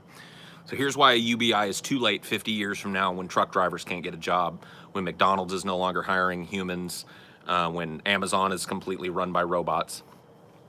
Here's why it's too late. Because in addition to a UBI, which provides a basis for living, you also need a change in policy when it comes to education, and a complete sea change in the way we educate people. See, if you're not going to have low-skilled labor positions available anymore, then you have to funnel people through the educational system to trades, like being a plumber, or an electrician, or an army engineer, or a politician, or an actor, or a dancer, or whatever else it is, whatever kind of job that a robot can't do. You have to funnel people to the best of your ability using the educational system to those things. And if we wait 50 years to implement a UBI, then all you're going to have is a bunch of people barely scraping by on $1,100 a month with no avenue to better themselves. And then you're going to have the big dig your heels in fight with the other side about whether or not education should be free. There's no time to do it in 50 years. In 50 years, the bottom has fallen out of the economy. The bottom rungs of society can no longer make enough money to put food in their mouths. So giving them a little check every month is step one. And if you start at step 1 50 years from now, it's too late. That's why. Makes sense?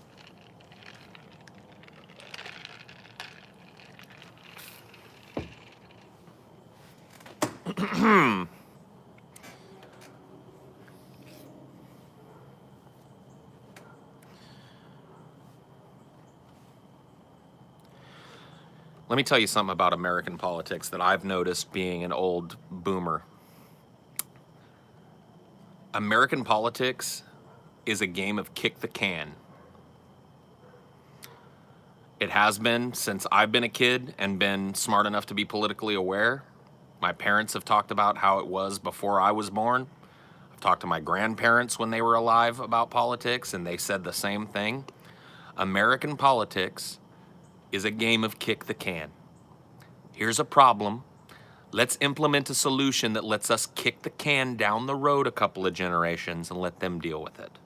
Well, you know what? We've kicked a lot of cans down the road, and there's a big pile of them now at the end of the road, and I don't know how much kicking at that pile is going to do anymore. You see, that's why there's no wisdom in that political strategy.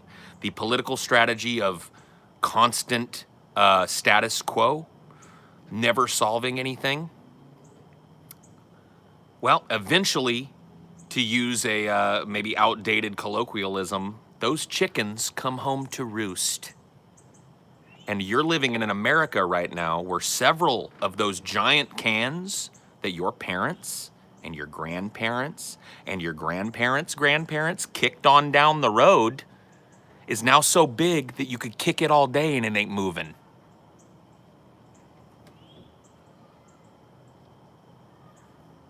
Uh-oh. And what you're talking about now is taking Yang's ideas, which are desperately needed now, and kicking the can down the road 50 years until it's a real fucking, totally fucking blatant problem that can't be ignored. And then it's too late. Because then all the other cans have gotten too big to kick.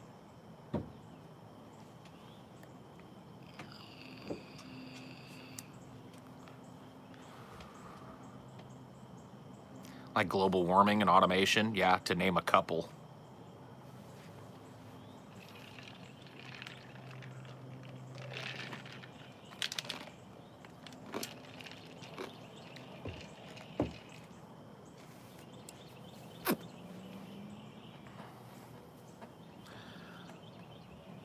Global warming is the biggest can that can't be kicked anymore. Well, you better watch because they're going to kick it. I disagree. It can still be kicked. In fact, it's being kicked right now. Proof is in the pudding. The entire fucking planet and every scientist that studies it are screaming at us that the world is fucking ending and we're kicking the can.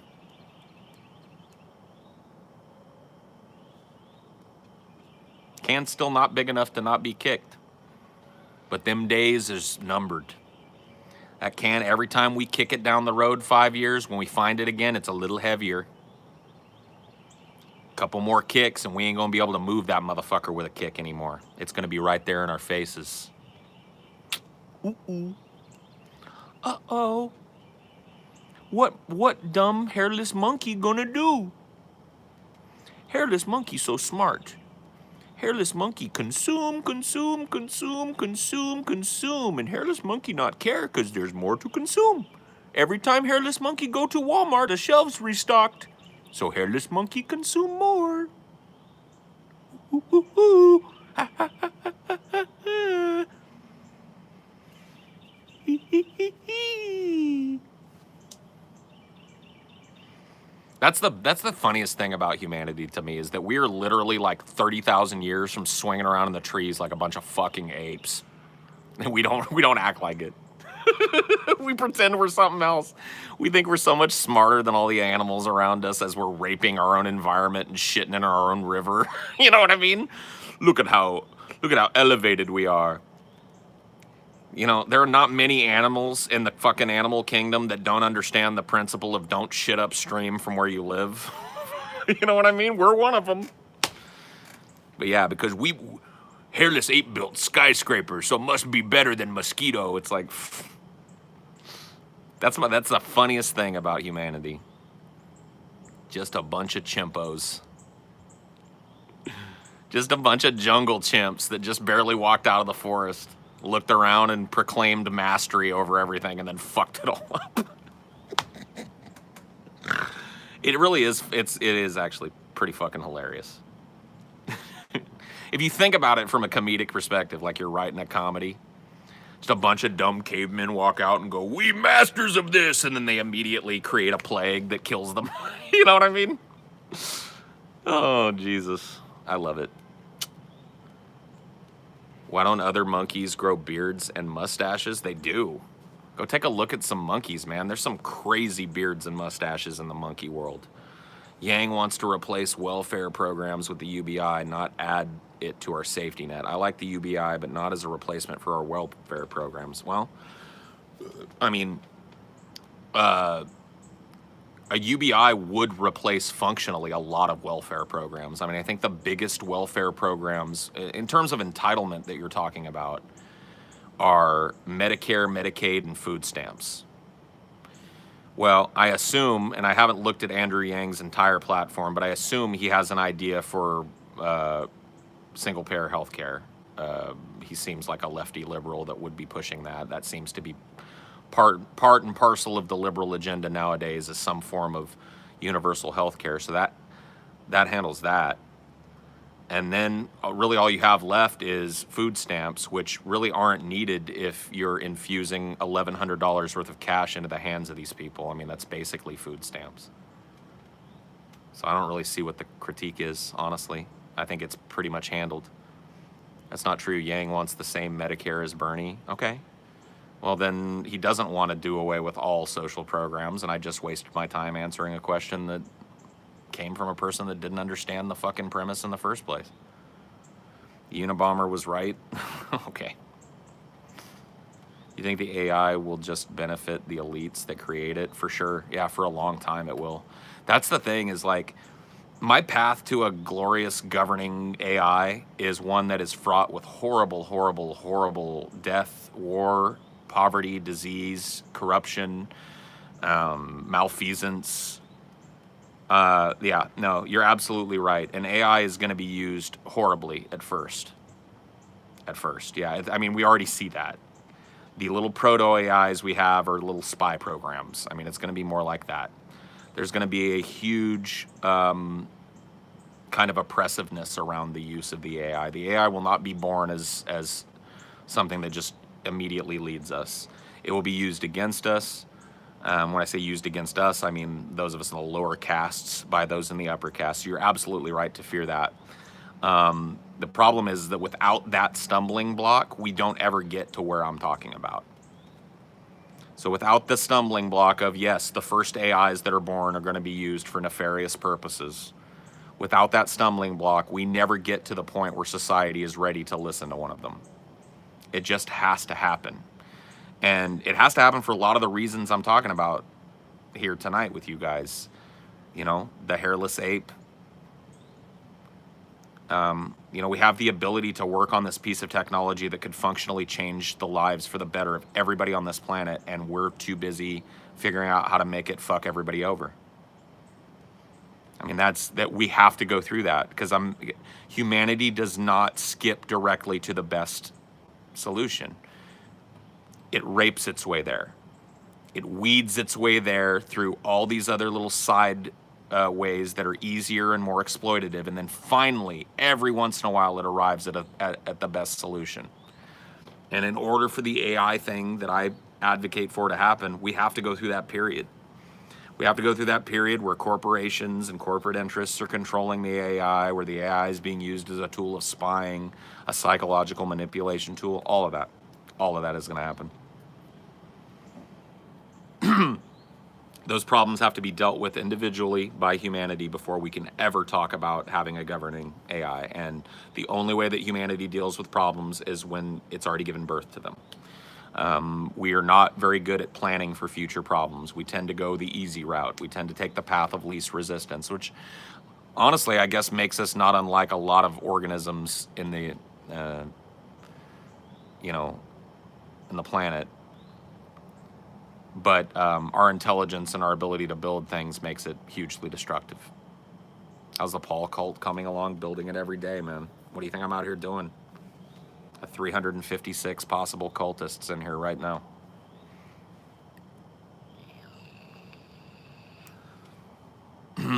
I can turn off the filter permanently for you, Kale, if you want to tell me what to do with my stream again. Pipe up again and ask me to change the filter again, and I'll make sure you never see this filter ever again, dude. Where's my pudding? If you don't eat your meat, you can't have any pudding. How can you have any pudding if you don't eat your meat?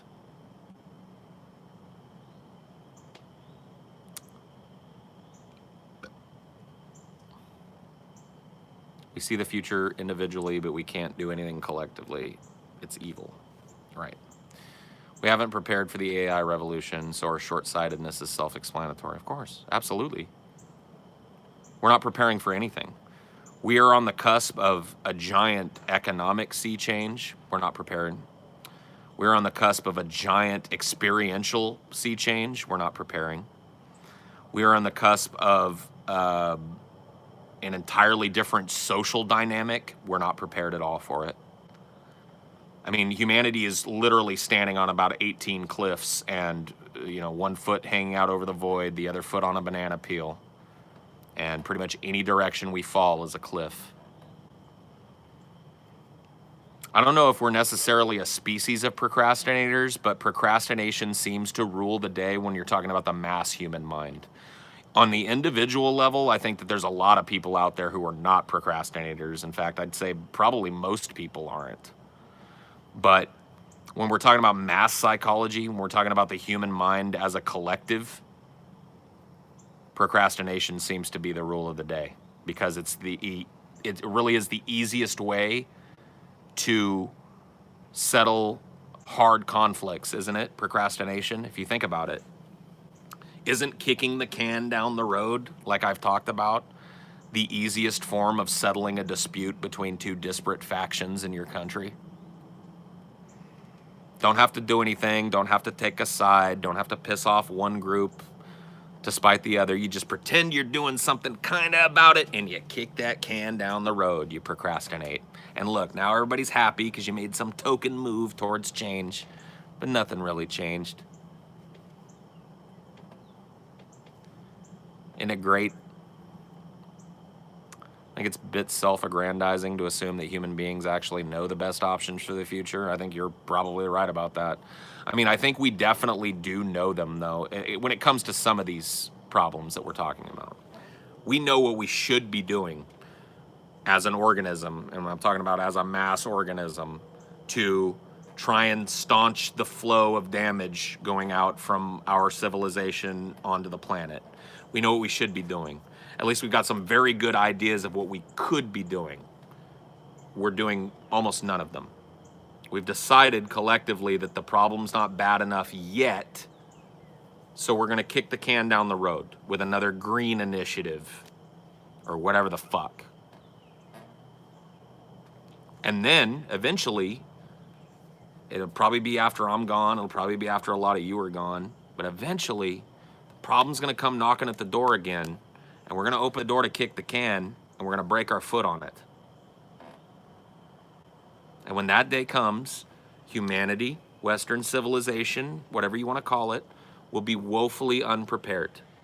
And any action that's taken will be triage action that will not take into account the vast contributing factors. It'll be triage action, it'll be last ditch effort action, and that's too late. That's too late. Once you've already had your fucking head lopped off on the battlefield, it's kind of a waste of time for the battlefield surgeon to sew it back on. And that's exactly what any action after the collapse comes will be. It'll be like sewing the head back on a soldier that you found laying on the battlefield beheaded, and then doing CPR on him. That's why there's wisdom in not waiting. That's why there's wisdom in radical action, but it's just not something we do. It's not something we're comfortable doing as a species. We don't change things that need changing. We wait until shit gets so bad, we gotta fix it.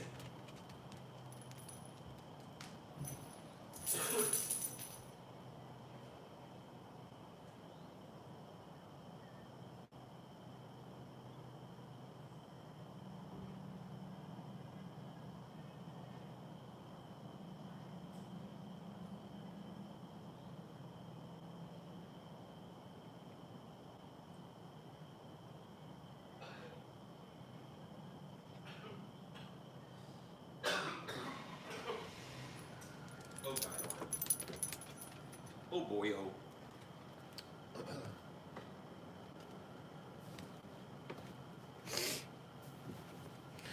Let me just do a PSA real quick. I'm just an idiot on the internet, so take everything you hear on this stream with a grain of salt. Know that I'm just ranting into the void like you are. I'm just a shaved ape that just recently ran out of the jungle myself, okay?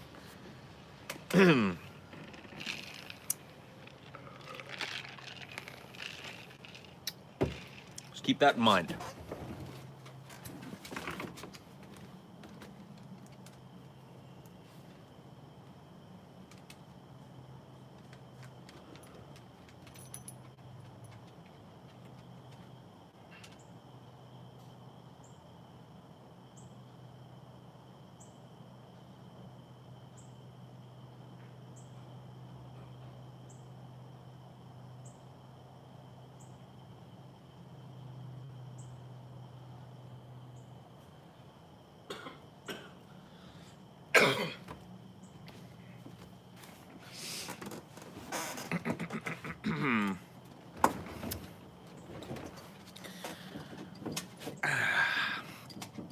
is the heart and the soul of the proletariat. Yeah, not so shaved ape, I guess. Closer to a swamp ape. You're probably right, Jeremy. If we ever solved climate change, it would be accidentally through our gluttony. Imagine humanity runs out of CO2 for drinks, so we start siphoning it out of the air. I don't think that's how it works, but sure. Sure. I don't think we can actually run out of CO2 because we exhale it, man. What would be more likely is we run out of natural sources of CO2 that's easily harvestable, so we start enslaving one another so that we can catch our slaves' exhales and carbonate our drinks with it. I think that's probably a more likely human scenario. Is Fight Club still relevant? Yes. Fight Club will always be relevant. For the, movies like that don't lose relevancy just because, they were made at a different time. Fight Club will always be relevant, just like 12 Angry Men will always be relevant, or, Unforgiven will always be relevant, or The Godfather will always be relevant. It's one of those movies, man. It just speaks too clearly. Speaks too clearly about the human psyche to ever not be relevant. We need nanotechnology capable of altering molecular structure. It would solve most of our problems. I don't know about that, man, but yeah, sure. I mean, I guess if we could just send a bunch of nanobots out to clean up all the plastic in the oceans, that would be a boon. But what about that gray goo, man? I don't mean to engage in the old slippery slope fallacy, but let's for a second. What about that gray goo? You don't want that gray goo. I don't want that gray goo. And nanotechnology is how we get that gray goo.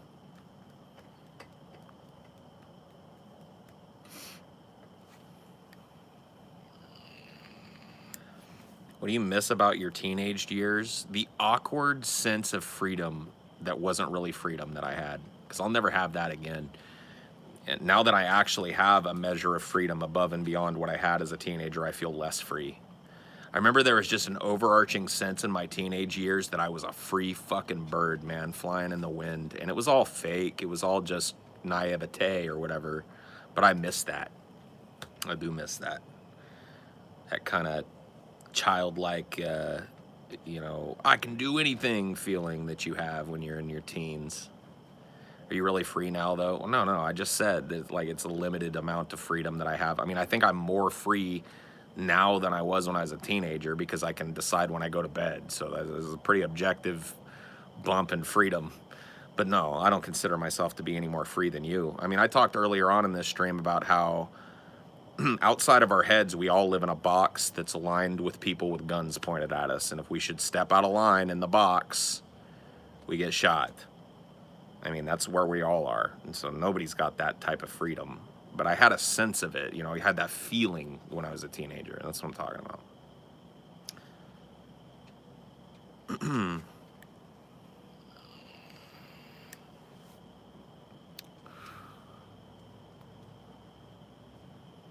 Orwellian future, here we come. Orwellian future, here we are, my friend. It is time for us to stop going like, when's 1984 coming? It done happened. When's a brave new world gonna happen? It done happened. We're living in it. Hi, broadcasting from the Orwellian dystopian future. My name's Paul Zigo. We're all living in it. Welcome. Everything's a fucking surveillance nightmare, just like Orwell said it was gonna be. Hi, we're here. It's time to start admitting it. That's like when I see an article that says, should we be worried about the coming climate collapse? I'm like, I got two problems with that. Number one, should we be worried is a stupid question. Number two, coming? Don't you mean the current climate collapse that we're all living in? See, a lot of this shit that we're all wringing our hands about, man, I hope that this Orwell future doesn't happen. Motherfucker, that happened 10 years ago. Where have you been? Since when have you had a thought that wasn't scrutinized by somebody? Since when were you allowed to really say what was on your mind without fear of social reprisal? Since when did you not bow to corporate people and social media people for where you get your information. Been about 10 years, hasn't it, or more? It happened. We're living in it. It's time for us to start like admitting that so we can at least deal with the problem. Because if we keep pretending it's coming while it's here, that plays right into the fucking hands of the people doing it. Why is our dystopian future so much lamer than we predicted? Genuinely sad. I don't think it is. I think it's way more awesome. Go read 1984 and tell me you're not glad that your dystopian future has fucking Xbox in it. Go read 1984 and tell me you're not glad that your dystopian future, even though it's actually scarier than portrayed in the book, at least yours has fucking Smash. You can go play Smash. Right? Yeah, we live in an awesome dystopian future, but it's here. See, that was the one thing that Orwell didn't see, the distraction angle. Got to keep people dumb and happy. Huxley saw that.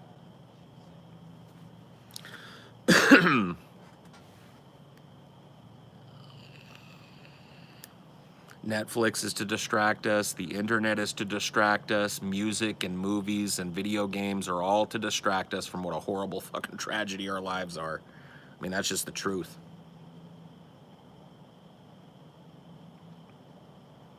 Would you rather live in Japan? No. If I'd rather live in Japan, I have the means to go do that. Well, maybe not. They probably wouldn't take me, but I'd have the means to, spend some time in Japan at the very least. I don't want to be anywhere but America. I'll visit Japan someday, maybe, but I wouldn't live anywhere else but this place.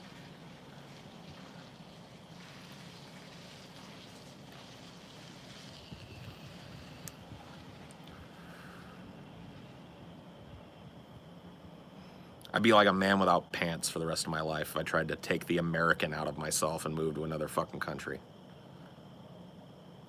Not gonna do it. I would say the bigger distractions is the mundane things that are keeping us arguing amongst ourselves. Nope, that's not even the biggest distractions.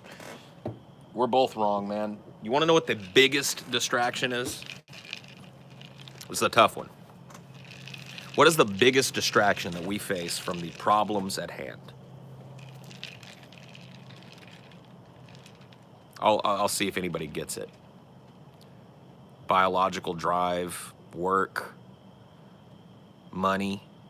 Seems like you guys are in the zone. It's living and making a living. That's the biggest distraction. So some of you were in the zone, some of you that said work, money, family, all of those umbrella things, the things you have to do just to survive and ensure the survival of the people whose care you're responsible for is the biggest distraction of all. And it's also the place where we've allowed ourselves to be bent over and literally horse-piped.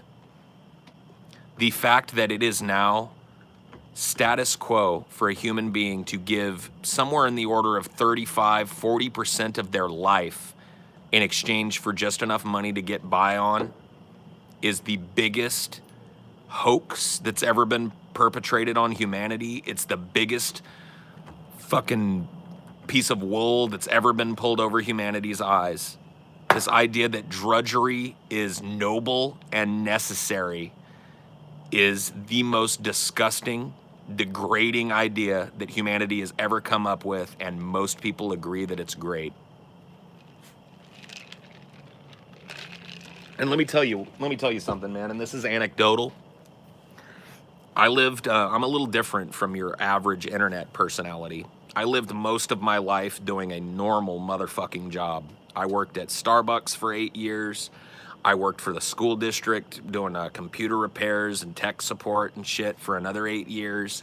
That was the balance of my work life. And any job outside of that was like a fast food job here. I've worked normal jobs my entire life. The type of jobs where you wake up and you're not excited to go into work.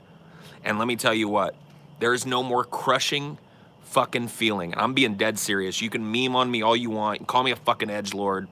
Say whatever you want. This is the realest shit I'll ever say to you. There was no worse feeling in the world than feeling like I was trapped doing the same insipid, boring bullshit for the rest of my life, because if I didn't, I couldn't take care of myself or my family. You quote that, put that on my fucking tombstone. I have suffered some shit in my life. I've had guns pointed at me. I've been dumped naked in the, you guys know all the fucking stories. And let me tell you what the worst thing that happened to me in my life was: working a fucking horrible, dismal, shitty job for most of my fucking existence on this planet. Period. Meme on what I say if you want. Take me as seriously as you want to take me. But if you take anything that ever comes out of my mouth seriously, let it be what I just said to you. And if you don't think that's the biggest fucking issue facing the common human being on this planet, then I don't know what to tell you, man. This idea, this capitalism idea, where it's like drudgery is just an acceptable part of 30% of your life, is being robbed of the fundamental humanity that we all share. And if you don't see that, I don't know how to help you, man. I don't know what I could do to help you. I do. I feel it in my soul. True. I sold myself.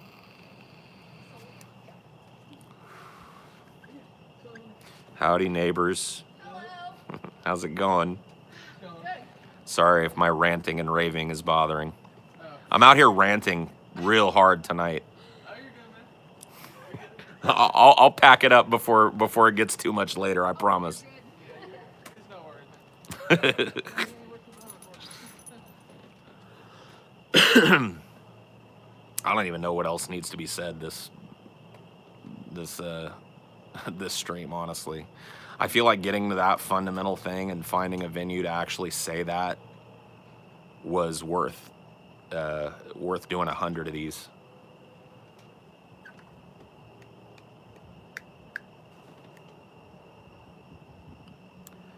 Yeah, if I never say another thing on these, then I'll be happy. Because that's just the truth of my life, man. You want to know what my life story is I traded a profound amount of my life to people that don't give a fuck about me, and I have nothing to show for it. That's the story of my life thus far. I'm trying to write a different chapter, but that if I'm honest about it, I am a person who played by the rules his entire life and who traded a profound amount of his creativity, his spark, his humanity, and just his time, which is the most precious thing that you have. It's the one resource that they're not making any more of, man, is your time on this fucking planet. And I've traded that up the river for most of my life. Most of my life.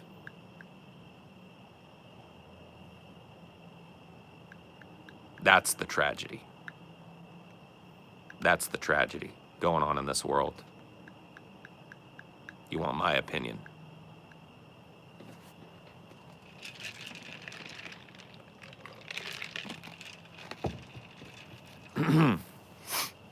Whatever. Is what it is. Is what it is, man. Anybody got some memes? Let's lighten things up. Give me some memes. I'm just kidding. Don't give me any memes. That's going to make it worse.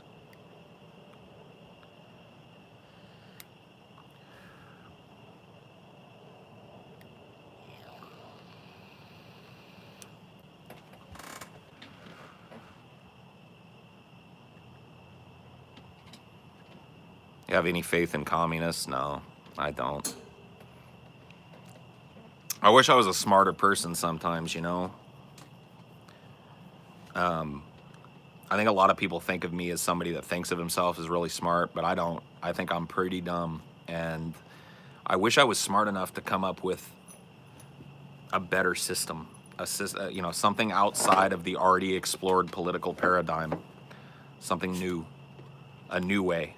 Not communism, not socialism, not capitalism, not technocracy, Not any of these little political experiments that have been tried. Because you know what? At some point in human history, every one of those political ideas was new, had never been tried before. And you know what? I may not be smart enough to come up with the idea of what it is, but I am an advocate for that. Something new, something different. I don't know what it is. Like I said, I'm not savvy enough to populate it with all of the right things to make it a cohesive political ideology. I just know that what we have now isn't working. And I'm ready for that new idea. That's what I advocate for. That's where I stand on the political spectrum, and that's why I don't vote. Despite the badgering I get, despite the shit I get for it. I don't vote because I stand in opposition to the way things are. And for me, voting is a tacit admission that I accept the way things are. I do not.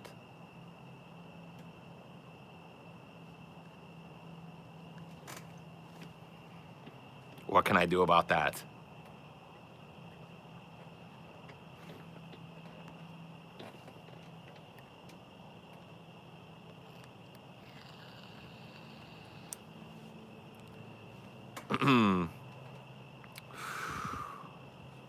I voted for Stein for the same reason you didn't vote. I get it. Yeah.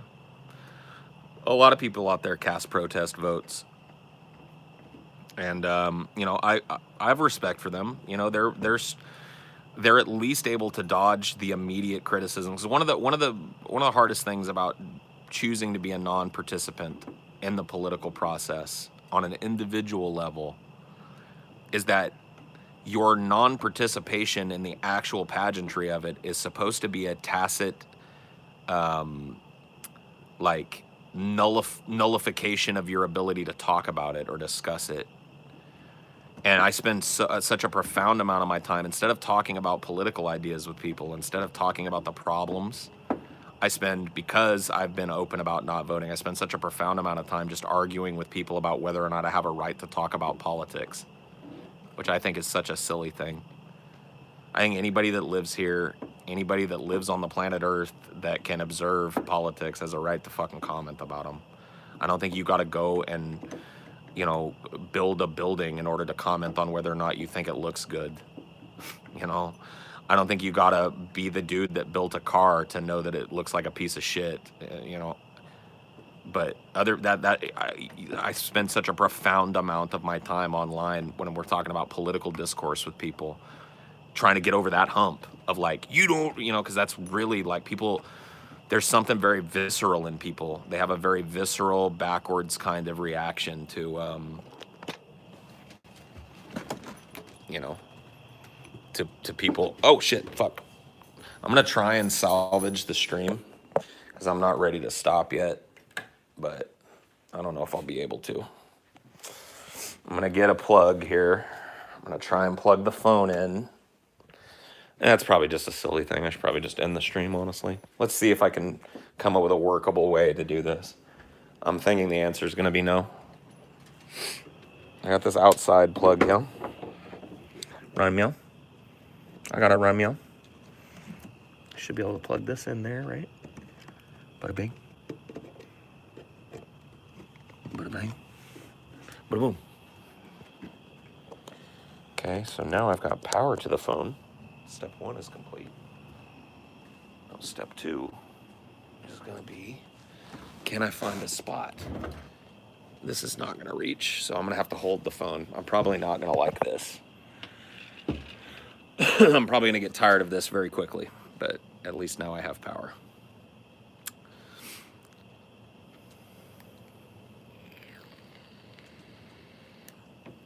Do you like savory pies? What a question. Yeah, I do. Get a longer cord charger. I need one, yeah. I mean, I don't normally need one, but times like these, you know. You could put the camera facing down and I'd still watch. The 10,000 celebrities telling you you have your say. To have your say is off-putting too. Man, here's the thing. And I will admit that having a streak of this is not necessarily always a good thing. But I kind of have this oppositional streak in me.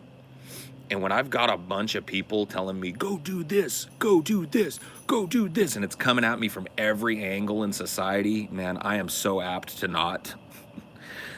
I'm just so apt to do the other thing. You know? You can't always be a contrarian. Obviously, society is constantly saying, don't go kill people, and I don't. But I don't really want to kill people. You know, when it comes to civic duty or participation in some optional thing, when everybody's going, do it, do it, do it, you should do it. It's like with the shows. I'm constantly being barraged, obviously, because I talk about entertainment media and stuff. I'm constantly being barraged with people going, you should watch this, you should watch this, you should watch this. And the more I hear it, the less apt I am to do it. And there's nothing, like, I can't do anything about that, and I can't really fault other people for trying, because some people are really receptive to that kind of influence. But I've got a streak in me. You know, both of my parents, say what you want about them, instilled a fuck you, I do what I want kind of streak in me that just, I don't know, man. I can't shake it. I wouldn't be me if I wasn't that way. But you can't really explain that to people. And even if you do in a setting like this, most of the people that watch you don't hear it, and you still deal with it, you know. My one vote is meaningless and always will be in the grand scheme of things. I know that. You know that. Most people don't know that. There's never been one single national election or state election of consequence that was ever decided by one vote. That's the quote. That's something that I tell everybody that tells me that my vote matters. There's never in the history of politics been a major national election that hinged on a single vote in the history of politics. My one vote does not matter. Neither is yours. It's the aggregate vote that matters, but that doesn't even really matter because we've got the Electoral College. It's the aggregate vote. But see, I'm just walking through my mental process for why I don't get up out of my fucking chair and go vote on voting day. Sorry. It's a pretty easy, logical road to walk.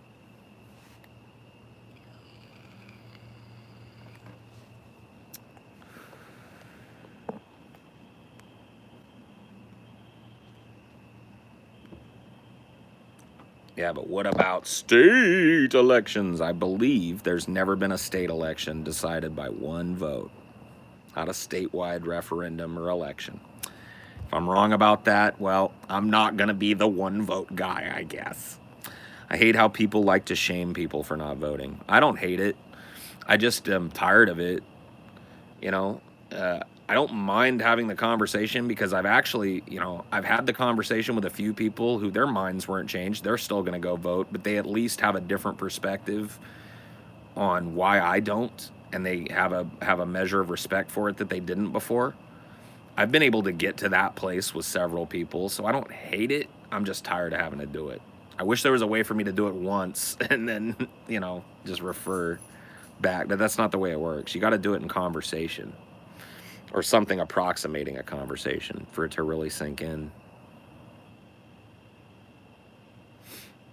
Doesn't the same logic apply to every voter? Then how does someone win? I don't think I like this one vote argument.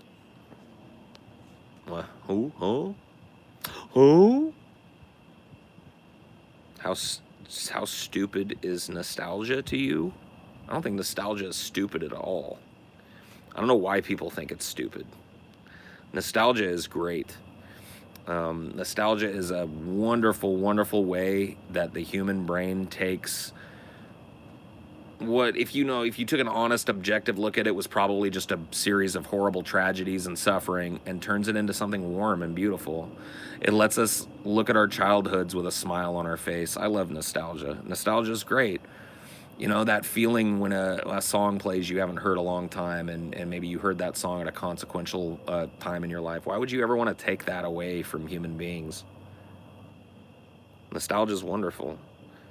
And, anybody that, I don't mean to be the old man sitting on the porch, but a lot of you saying that nostalgia is cringy or whatever are probably just too young to really appreciate it yet. You'll get there.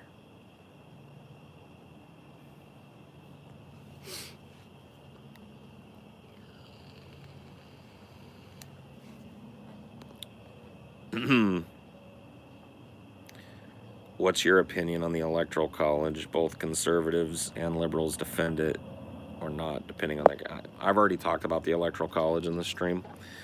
Paul, I totally agree on the whole glorifying drudgery is evil sentiment, but how can it be changed? Or more reasonably, how can individual people best escape that fate, bar becoming YouTubers? I don't think you can, man. It would require people to just reach the point that I did, I guess, where they have this kind of like existential. I'm feeling real honest tonight. I'm feeling real honest. Not a good place to be. I reached a point in my life where I realized that everything in my life was serving to hurt me. My marriage, my job, my social connections, my family connections, everything was just taking. Does that make sense? Everything was taking. And not a lot was given back. And that really, I think, had come to typify my life.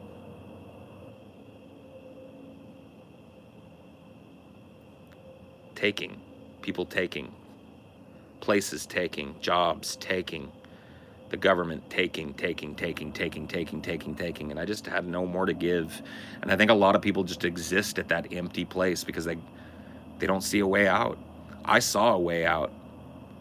And I'm not saying it was a perfect escape because I'm still under the same thumbs I was before.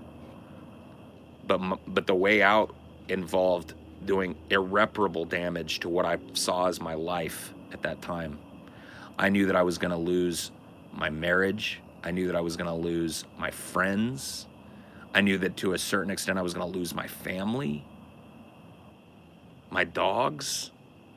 Literally, think of something that you cherish. I walked away. That's what it took to get out. And I'm not even all the way out. That's what it took to have a measure of control in my life. Think about something that you love. I left it. My family thinks I'm insane. Well, not all of them. My mother still loves me and she understands me. My stepdad. Most of my family thinks I've gone off my fucking nut. Because I walked away from a great job and what they saw as a stable, successful marriage and a house and a car and a mortgage and all of those things. I said no thanks and I went my own way to the best of my ability.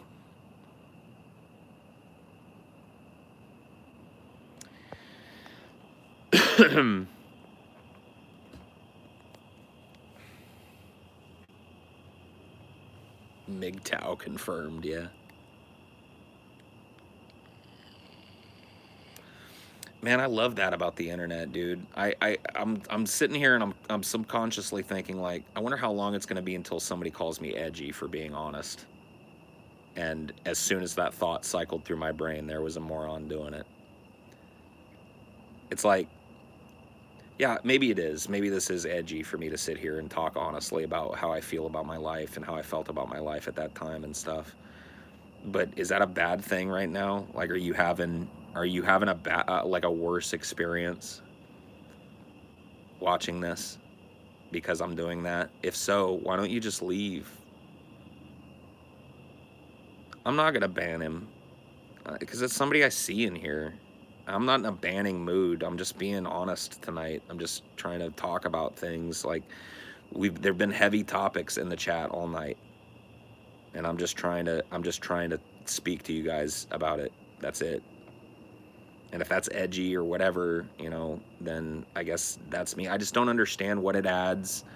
I don't understand why the meme perpetuates. I don't understand what the call out is supposed to affect. Like, do you want me to stop? Like, those of you like memeing along with it, do you want me to check myself when I get like this? Would you rather I just sit and quietly stare at the screen? I mean, I guess I don't understand.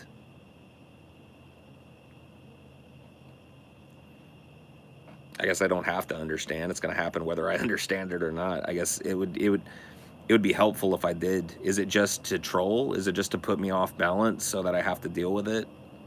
I don't get it. If I went with that advice though, just ignore them, then I'd just ignore you too. This this this show dies if I ignore you.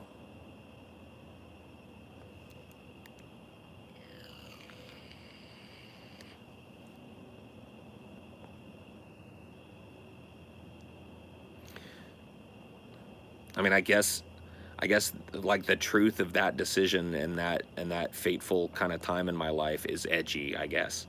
Cuz there's nothing, I didn't add anything to that. I literally did everything I said. I walked away from both of my dogs, one of which I found out recently was hit by a car, which is horrible.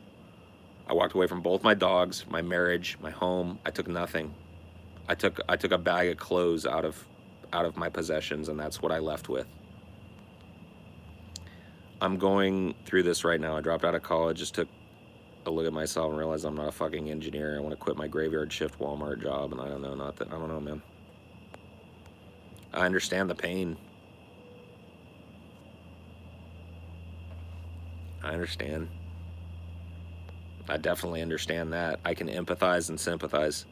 Have you ever thought about how you'd eventually make an exit goodbye video when you someday quit this whole internet thing? Some e-celebs really crash, burn in a sad way. I hope you don't. I don't really see myself doing that.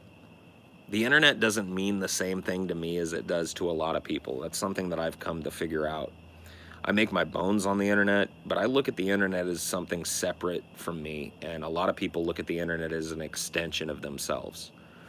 I think looking at the internet the way I do pretty much precludes me ever doing one of these like, I'm gone forever. That's not in me. I don't do that sort of thing.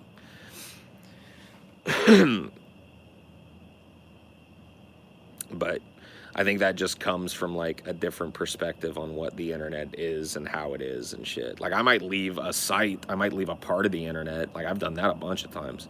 Just been like, wow, this place is depressing / a waste of my time. I'm not gonna go there anymore. But like this whole idea of like, I am no longer going to be digitized. It's like, okay. Because you're just asking for that awkward comeback at that point. You know, you're just asking for it. You don't do that. That's not a smart thing to do. I wouldn't recommend it. No, I just do. I think of the internet differently. And it's probably because I'm older. Yeah, to me, the internet is a tool. It's something that I use and I sit down and I use it. I don't look at what I do there as an extension of who I am personally. I think that the people that know me personally, and that the people that follow me on social media know what I want them to see about me. And that's about it. I mean, you guys probably know more about me than most. And when I say you guys, I mean people that frequent these, not just your drive-by every once in a while people, but the people that frequent these probably get to see more of me than anybody. And even that is, you know, calculated to a certain extent. And that's just how I think of the internet. I don't, like, if I were to want to tell somebody something about myself, I would never send them anywhere on the internet. I would not think that anything that I do or say on the internet would be as good a representation of what I think about something as what I have to say about it in that moment, face-to-face conversationally. It's two different worlds to me. And to a lot of people, I've talked to Ashley about this, and she agrees, you know, it's a blended world to her. The internet is like an extension of the real world to her, and I fundamentally can't see it that way.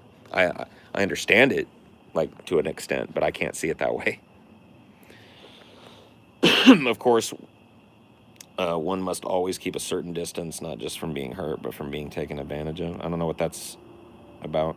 Seeing the internet as a tool and not a way of life is much better for your mental health. Yeah. No, I agree. It's very easy for me to just not do anything on the internet, you know, and for some people that's like thinking about not checking your social media for a day or a week or a month. It's like absurd, but I do it all the time. Like I go through these tears on Twitter where I'll post 3 or 4 things a day and I'm enjoying it. And then eventually I get to a point where I'm like, wow, this is kind of lame. And I stop doing it. And I just stop posting and I'll go months without doing anything. You know, I do it frequently because it's different for me. It's just like, it's the same way. Like I dip into it when I feel like I want to do it. It's not something I feel like I have to do in order to be a complete person, which is the way I feel. They may not say it that way, but I feel like a lot of people look at the internet like that. I feel like that if you took this from them, and I'm tapping on my phone here, you took this from them, they would feel like half of their personality went with it. If you took their ability to be social media presences away from them, they would feel like a part of their person went with it. If you took this phone from me and told me I could never go on the internet again, that the internet was canceled, I would probably laugh and go, okay, well, I just know how to navigate that world. I've lived in the pre-internet, you know. I've been in that world. It's okay. It's actually nice. But there's a lot of people that, like, there are people that if that happened tomorrow and, you know, whatever, just an EMP went off and the internet was canceled, there are literally people that would not know what to do with their lives. They wouldn't know what to do with themselves. They would not know how to fill time during the day if they didn't have the internet.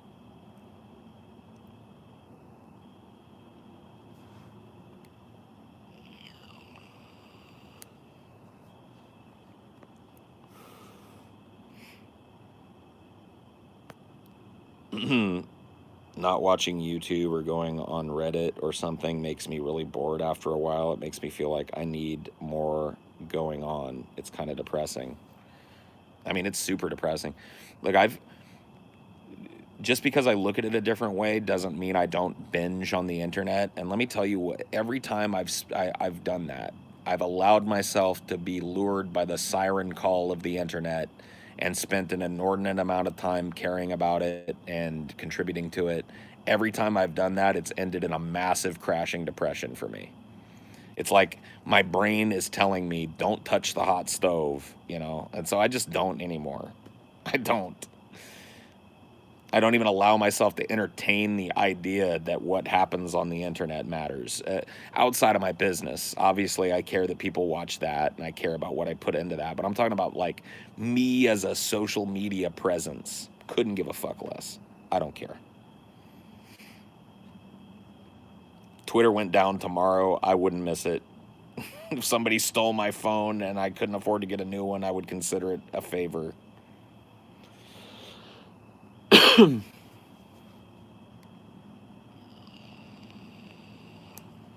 A massive one, too. The internet went away, I'd spend a lot more time working my house. You'd spend a lot, like, I think a lot of people would be shocked at what they would come to do if they weren't consumed by the internet, and what they would get done, how they would fill their time eventually once the addiction wore off. There'd be a lot more people going to the gym, playing sports, riding bikes, getting their pilot's licenses, saving up money to world travel. I mean, you'd see, making music, yeah. I mean, you'd see a huge leap in human creativity if the internet went away. That's the funny thing about the internet, is we all look at it as this great creative tool, but really all it's done is stifle our creativity and allow us to accept, like, witty little quips on Twitter as fulfilling our creative duties. And we really don't go out and pursue anything, do anything.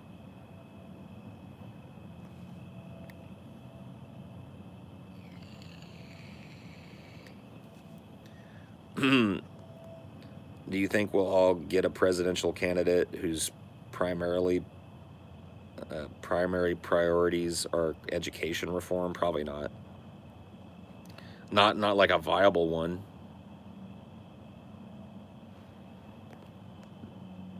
Aren't you constantly being creative on the internet? Absolutely. It's an outlet for my creativity. I'm just saying, overall, I think it stifles the creative impulse, because most people are not being creative on the internet. Most people are being consumers of other people's creativity on the internet. And I think it stifles a lot of them from trying to be creative themselves. That's kind of the point I was trying to make. Haven't watched Highdeology in a while. This one seemed extremely good. Are they always this good now, Paul? I don't know. I don't know when a good one or a bad one happens. I guess the time will tell. I don't know. These are what they are, you know, for me. I don't I don't second guess these. I just do what I do. I turn it on. I let you guys kind of lead me down the primrose path, and we go where we go. So if this was a good one, I'm happy to have made it. What's up with all the YouTube profiles with the Matrix sunglasses guy popping up lately? I have no idea, man. I don't got my finger on the pulse of this meme culture shit.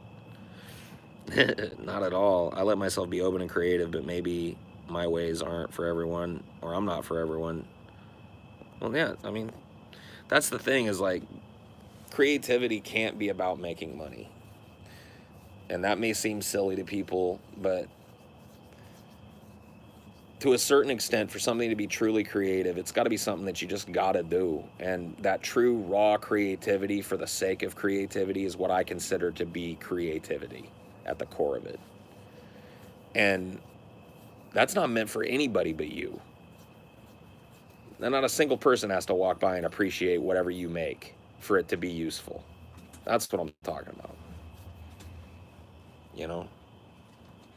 You could just be a Joe Schmo, go out and get your pilot license, and be a dude that loves watching the sunset from his fucking airplane. You know, and nobody ever knows it. But it's something that you filled your time with. It's something that it's a skill that you gathered. It's something that you can do now, rather than sitting and watching other people do.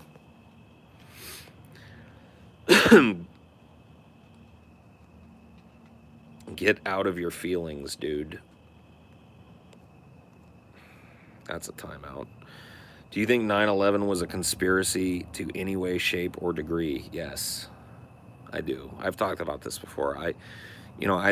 I'm not one of these, like, it was thermite charges what took down the trade centers guys, but there's some very, very gigantic unanswered questions about that day that I've never heard explained away by a fucking Popular Mechanics article. So, yeah, I think that there are some very big red flags about the official story of 9/11 and the investigation of 9/11 and the things that happened directly prior to and directly after 9/11 that need to be answered. If that makes me a conspiracy theorist, then so be it, I guess. I guess I'm a big old conspiracy nut. How many people working the 9 to 5 and wasting away are creative or brilliant souls that just couldn't or wouldn't turn that passion in? Yeah. You know, and really, like, for those people, if they're anything like me, and once again, I filter all this shit through my own experience. I've been a creative person my whole life. When I'm not creating, I'm miserable. Misery. Talking misery. Talking the Stephen King novel, Misery. That's where I'm at. I'm laying right there in Kathy Bates' bed with my legs broken. And I think that more people than... I think that everybody has that in them. I think everybody is a fundamentally creative person somewhere inside of them. And I think that to stifle that and to not nurture that in the human species is one of the greatest tragedies that I can think of. For us to be here and experience all the profound natural suffering that comes with being a creature that can foresee its own end and not be able to have the outlet of fundamental creativity is just sad. It's just sad. Very sad.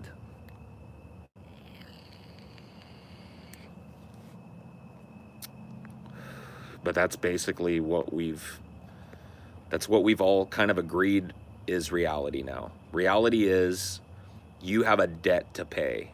Let me make sure I couch this correctly, because this is another... I just want to make sure I'm clear. We have all agreed that when you were born on this planet, you owe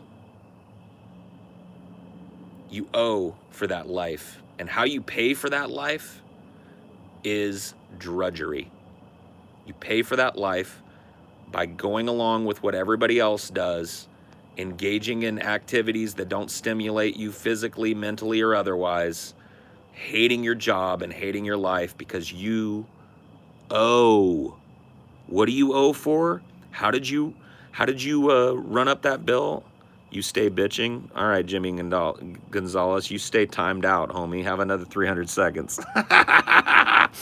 What was I saying? You owe. You owe when you're born. Jimmy, when Jimmy was born, as stupid as he is, you might not believe this, stupid as Jimmy Gonzalez is, when he was born, he owed. He got a bill already. You owe. Before you've taken your first breath, before the doctor slaps you on your ass and wakes up your lungs, you owe, man. That first breath cost you. You gotta pay. You gotta pay the debt.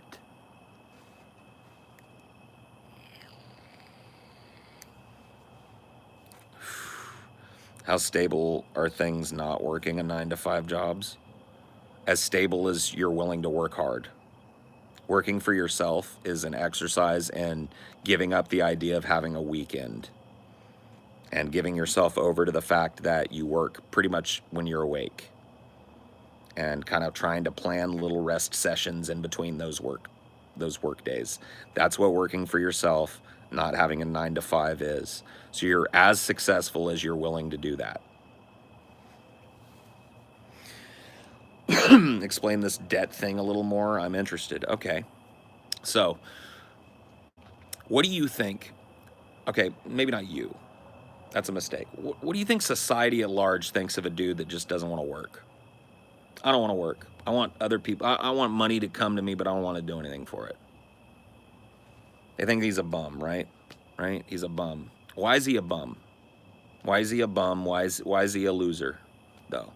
Let's unpack it. He's a bum because he's unwilling to do what he's supposed to do, right? Am I wrong for that? You can correct me. I don't want to take a step of this without those of you in chat that are engaging me on this. Right? He's a bum because you do what you're supposed to, and he doesn't do what he's supposed to, right? Yeah, he's not working for his own keep. Thank you. That's a great statement. Let's go with that one. He's not working for his own keep. Let's unpack that statement. Working for your keep. What does that mean? Well, it's a statement that was used when people would need a place to stay. And they would go to a ranch or a farm or a little town or something, and they would work for their shelter, right? And their food. So these people would need something done on their property, and they would hire these people, and those people would work for their keep. Right? So we're getting to the nugget now. We're starting to get there. I like that, working for your keep. So thanks for adding that. What is your keep?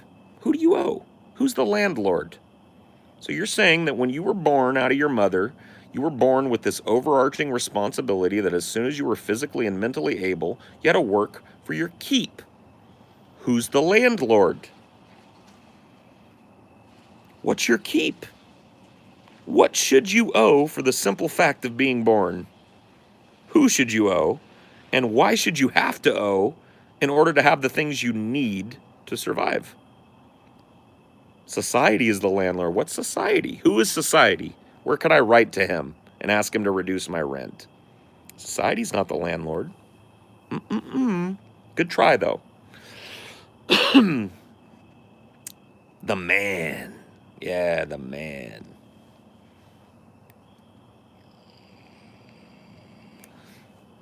If nature is the landlord, we'd all live till about 20. I think we kicked nature out of his landlord position about 100 years ago or so. No, nature was the landlord for a long time, but we've usurped him now. We definitely have knocked him off the perch. But who? If not society and not nature, then who is the landlord? Why is this person born with an impetus to work a shitty job that he hates just because everybody else is doing it? Who's the landlord? Who's the keep? You're the landlord, now give me all your money? Damn, naughty priest. I didn't know, man. Ideology is the closest you're going to get. So G Burns, because you're the smartest dude in the chat right now, you're also a Spectre. I've empowered you. You get the wrench of destiny, my friend. Welcome. Yes. The closest you're going to get to an answer is ideology is the landlord. Ideology is who you owe, and ideology is a shifting, mutable thing that lasts but a moment in human history. I contend that you being born onto this planet leaves you owing nobody a thing. You owe yourself. You owe yourself. You owe yourself to fill your life with as much shit that makes your brain happy as you possibly can. That's who you owe.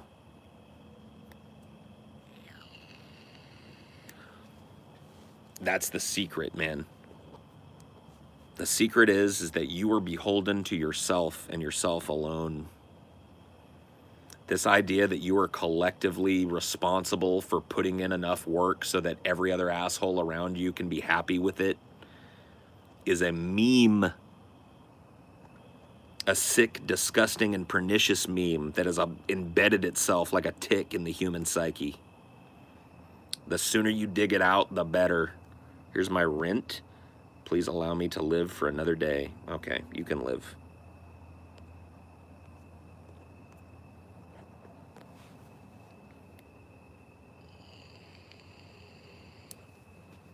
Meme theory, yeah. Meme theory, I love it.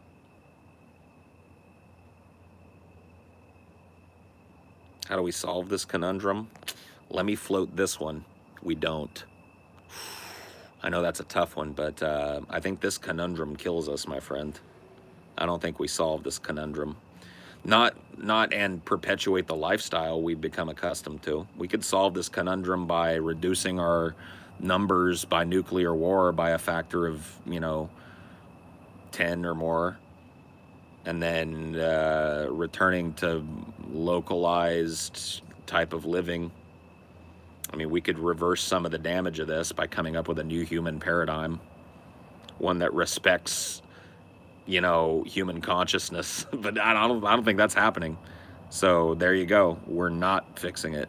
That's my answer to that question.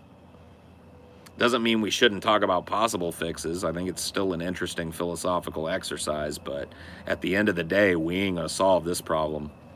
This problem doesn't have a solution. It is a monster that's been unleashed that we don't know how to control.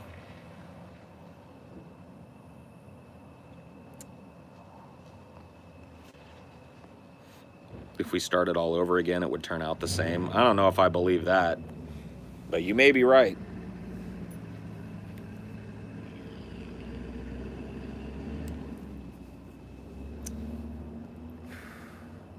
Are human desires innate by evolution or subjective to our circumstances? Or is there a more nuanced cause and effect relationship between the two? I think the latter. I think that humans are creatures of instinct and desire. The desire usually coming from that surrounding environment. So it's kind of like when I think of this question and questions like it, I often try and find that simple example, right, that I think matches up. And the one that I usually go to is like preference in sexual partners, right, is oftentimes dictated by your environment.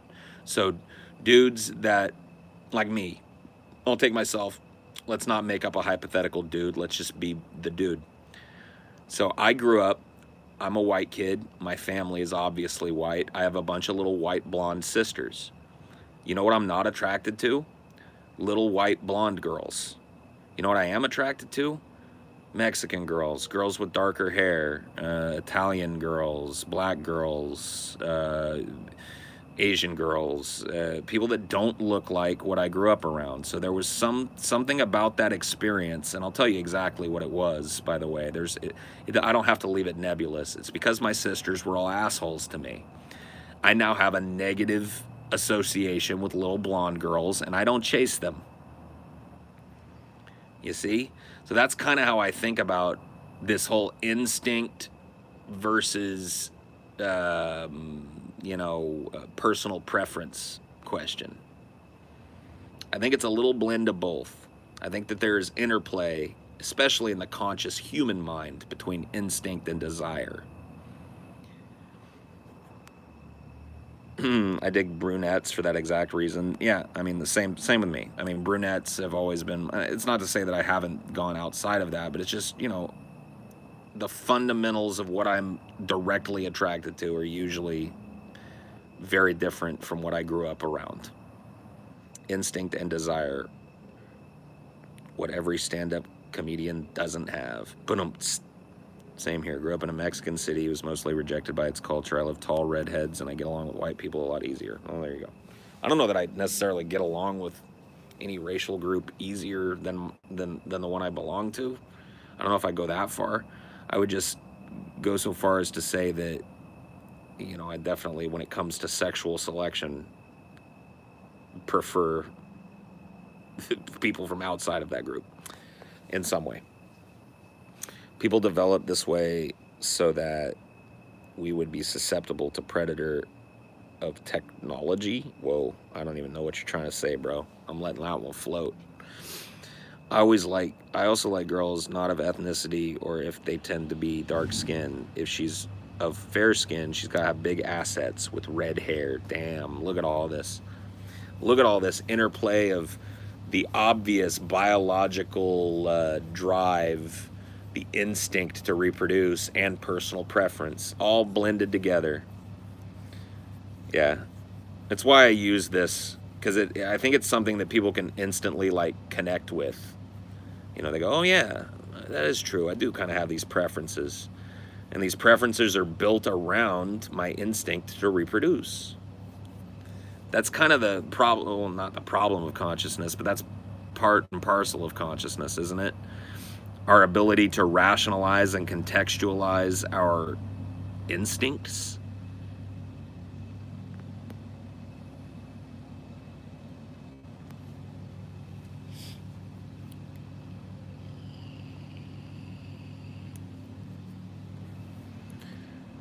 Do you think genetics factors to intelligence, or something that you can develop naturally? Well, I talked a little bit about intelligence earlier, and you might not have been here, but I don't really buy the common definition of intelligence. I think that intelligence considers a lot of factors in human behavior. All right, I gave an example back then. I'll try and think of a different one. Idiot grifters are examples of a type of human intelligence that isn't measured. There's a certain amount of intelligence that I think comes standard in taking the rules of a society or the rules of a place and turning them against one another. And there are tons of people out there that couldn't fucking sit down and get higher than 80 or 90 on a fucking IQ test that work that system. We're talking people on the hustle, people on the grift, people outside of society. All of these people who, if you measured them with the blunt little IQ tool, you'd go, oh, that's a dumb person. These people show profound ingenuity, profound intelligence in navigating the ultra complex web social structure that we have in this country and finding ways to bend and break those rules. And you're going to tell me that these are stupid people? Yeah. No. Intelligence is profoundly misunderstood. I don't know what my IQ is. I don't really care to know. I think you can probably tell from my rhetoric that I don't lend it much credence, so I've never sat, I've taken those internet IQ tests or whatever, but I've never actually sat down and taken a full, written, standard, accredited IQ test, and I don't really care to.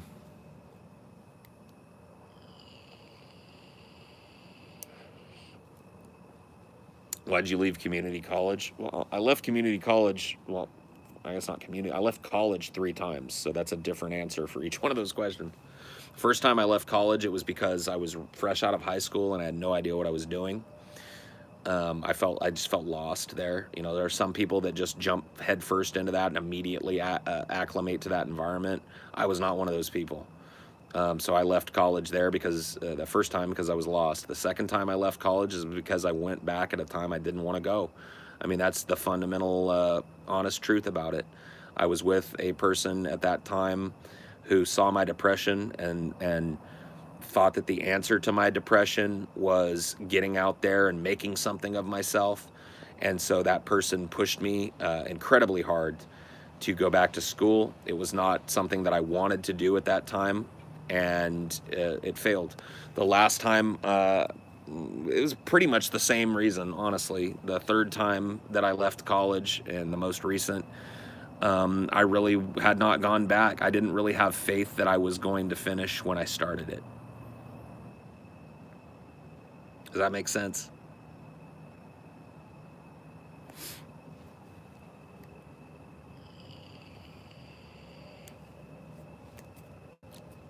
So that's a long answer to the short question.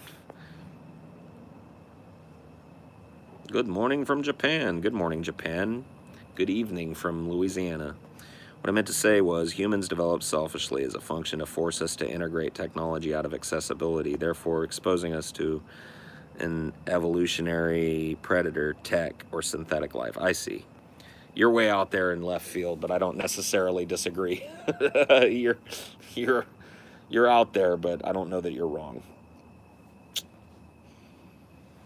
Yeah, look at that, dude. Just stop and think about that. Look at how we just trivialized the fact that there's a dude from Japan talking to me right now. All the wonder has gone out of the world, hasn't it? You know how mind blown I was as a kid when I got to do like a pen pal exchange with some South American kids? And now, just as a natural byproduct of my normal life, a dude from Japan just stops by to say hello. And I just brush it off and go, hey, Japan. There's no wonder. There's no wonder left in the world, man. We've killed it all.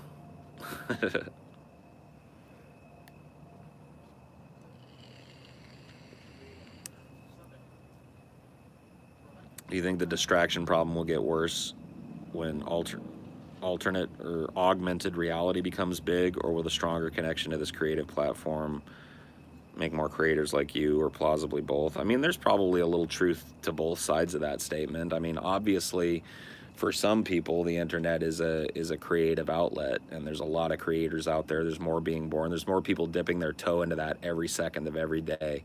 So there is a fundamental creative outlet to the internet.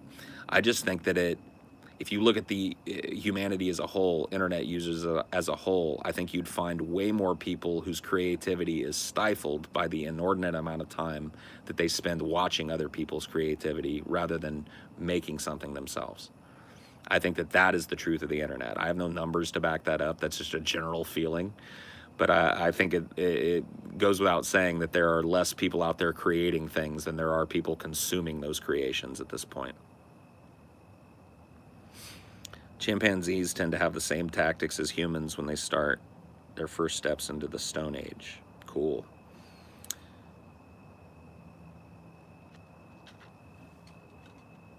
Is the elite breakaway machine elf society real? Man, I wish. I also wish I could read Japanese. If Ashley was here, she could translate a little bit for me. She's pretty good. She's actually, I always see her, she does like a language program on her phone. So she's learning to read and write and speak Japanese a little bit. She might be able to help. I don't know what these folks are talking about though. It's a shame. That's something that I wish that I could speak every language, because I really think that being able to communicate with literally any person on this planet would be a superpower, basically. And it's almost an attainable superpower if I think about it. I mean, if you started early enough, you could probably learn, the principal languages spoken on the planet by the time you were 20, maybe even earlier, and then just start learning the small ones and the derivatives.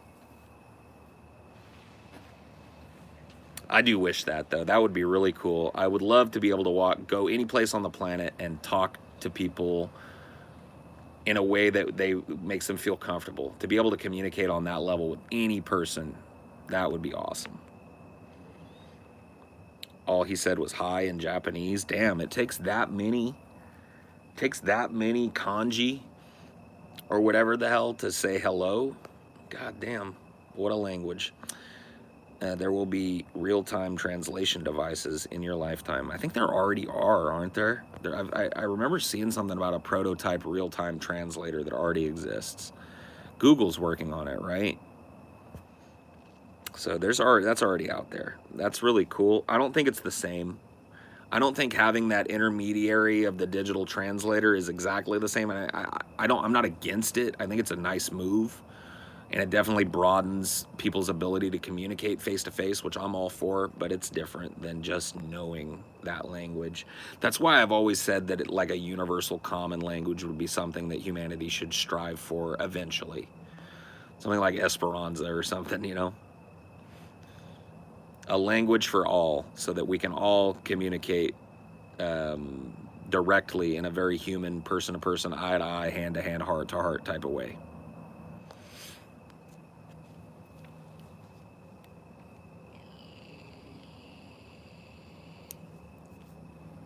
Do you think the might and cost of the military-industrial complex is at all justified? A large part of the budget is wasted on experimental weaponry. So I don't think it's justified at all. What do? I mean, to answer the question before we get into the meat, what do? Nothing. Do I like the military-industrial complex or do I support it? I support some of the things that have come out of it. I mean, a lot of medical technology has been forwarded by the military-industrial complex. A lot of triage care and a lot of this forward-thinking stuff that's saving civilian lives started as treatments for badly wounded soldiers. So, you know, there's this idea that everything that comes out of the behemoth has to be shit is wrong. That's part of how the behemoth continues to exist. That's how it continues to get fed by society and continues to eat. Is because it does churn out medical wonders and scientific wonders every once in a while. The stream has sent me down the rabbit hole. I'm not bitching though. Well, you know, it happens. It happens, friend. What are you gonna do? I live my life in the rabbit hole, man. I'm always in it. Going through an existential crisis at 20, and the people around me keep saying I'm lucky for not going through it in my 30s, but my 20s is supposed to be my prime years. Oh yeah. Yeah, it's a good thing you're already having existential crises at 20. Don't listen to those people. That's a bad thing. That's a sign of that's a symptom of the very problem we've been talking about here for the last hour or so. The fact that this like quarter life crisis thing is not just a meme anymore, but it's actually a thing that people are struggling with completely illustrates my point.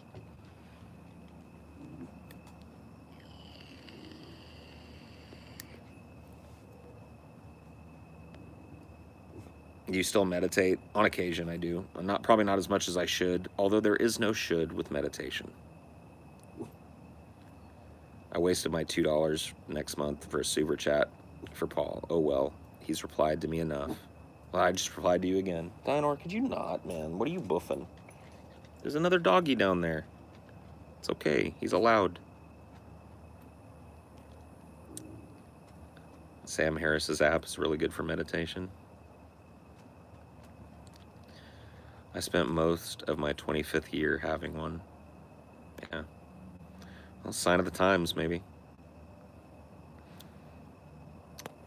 Really, Paul? I hate having a midlife crisis at 20. I almost ended my life. I'm going to therapy for it. I'm not saying it's a good thing. I'm saying it's a symptom of the problem that we're talking about.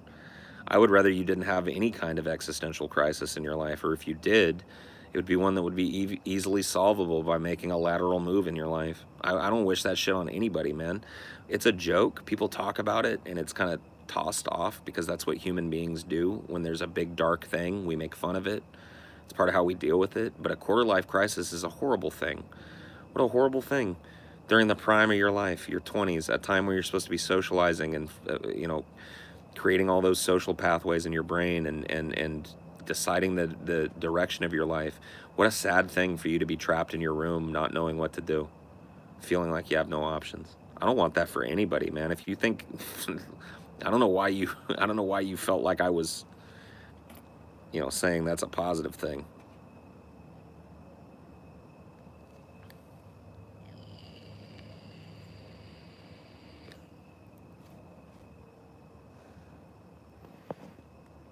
Can a person gradually grow numb to emotions simply by having those emotions be used too much? I'm gonna answer that question in a sec. I'm gonna be right back. I'm gonna grab something to drink. Bye, Nora.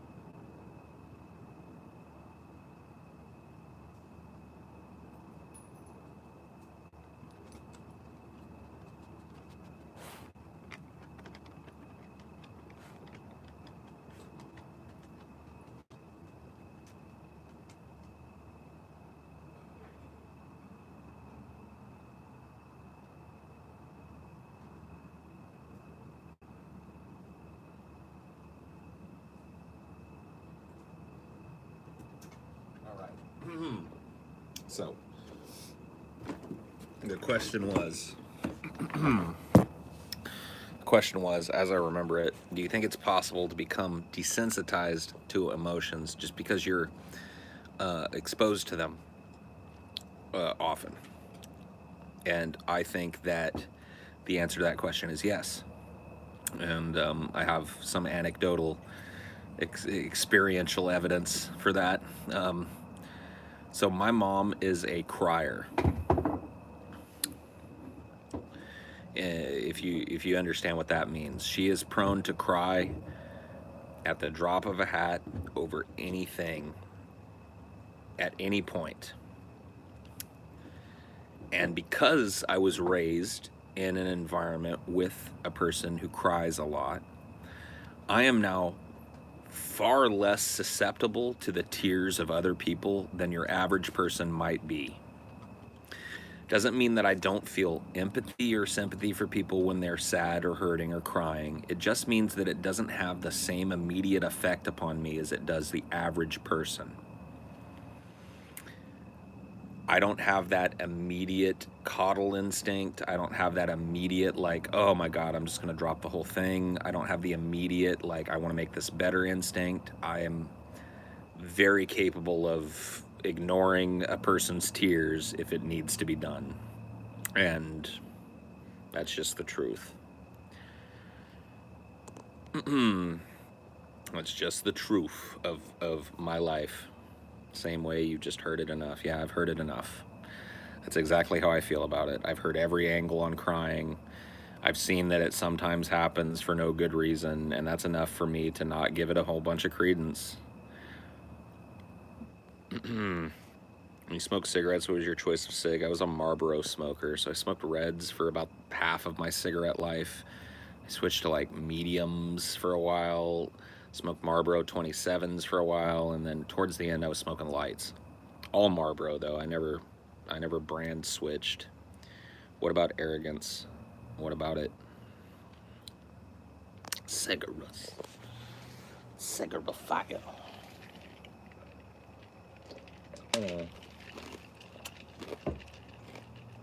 Ice. Delicious. I'm 22 and I've decided I'm going to see a therapist for anxiety and pervasive intrusive thoughts. It's a good idea. I suffer from the same.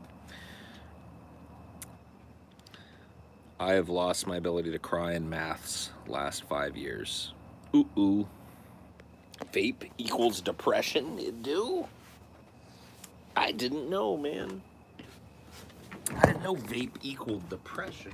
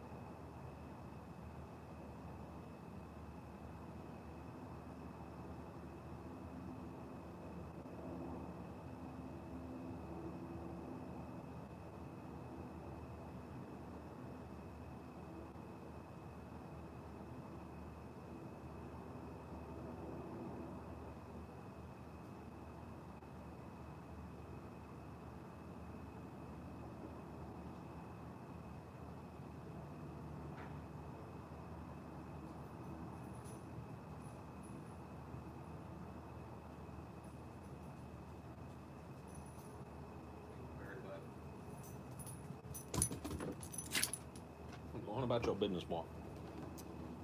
Had enough of your shit, boy. Whoa, whoa.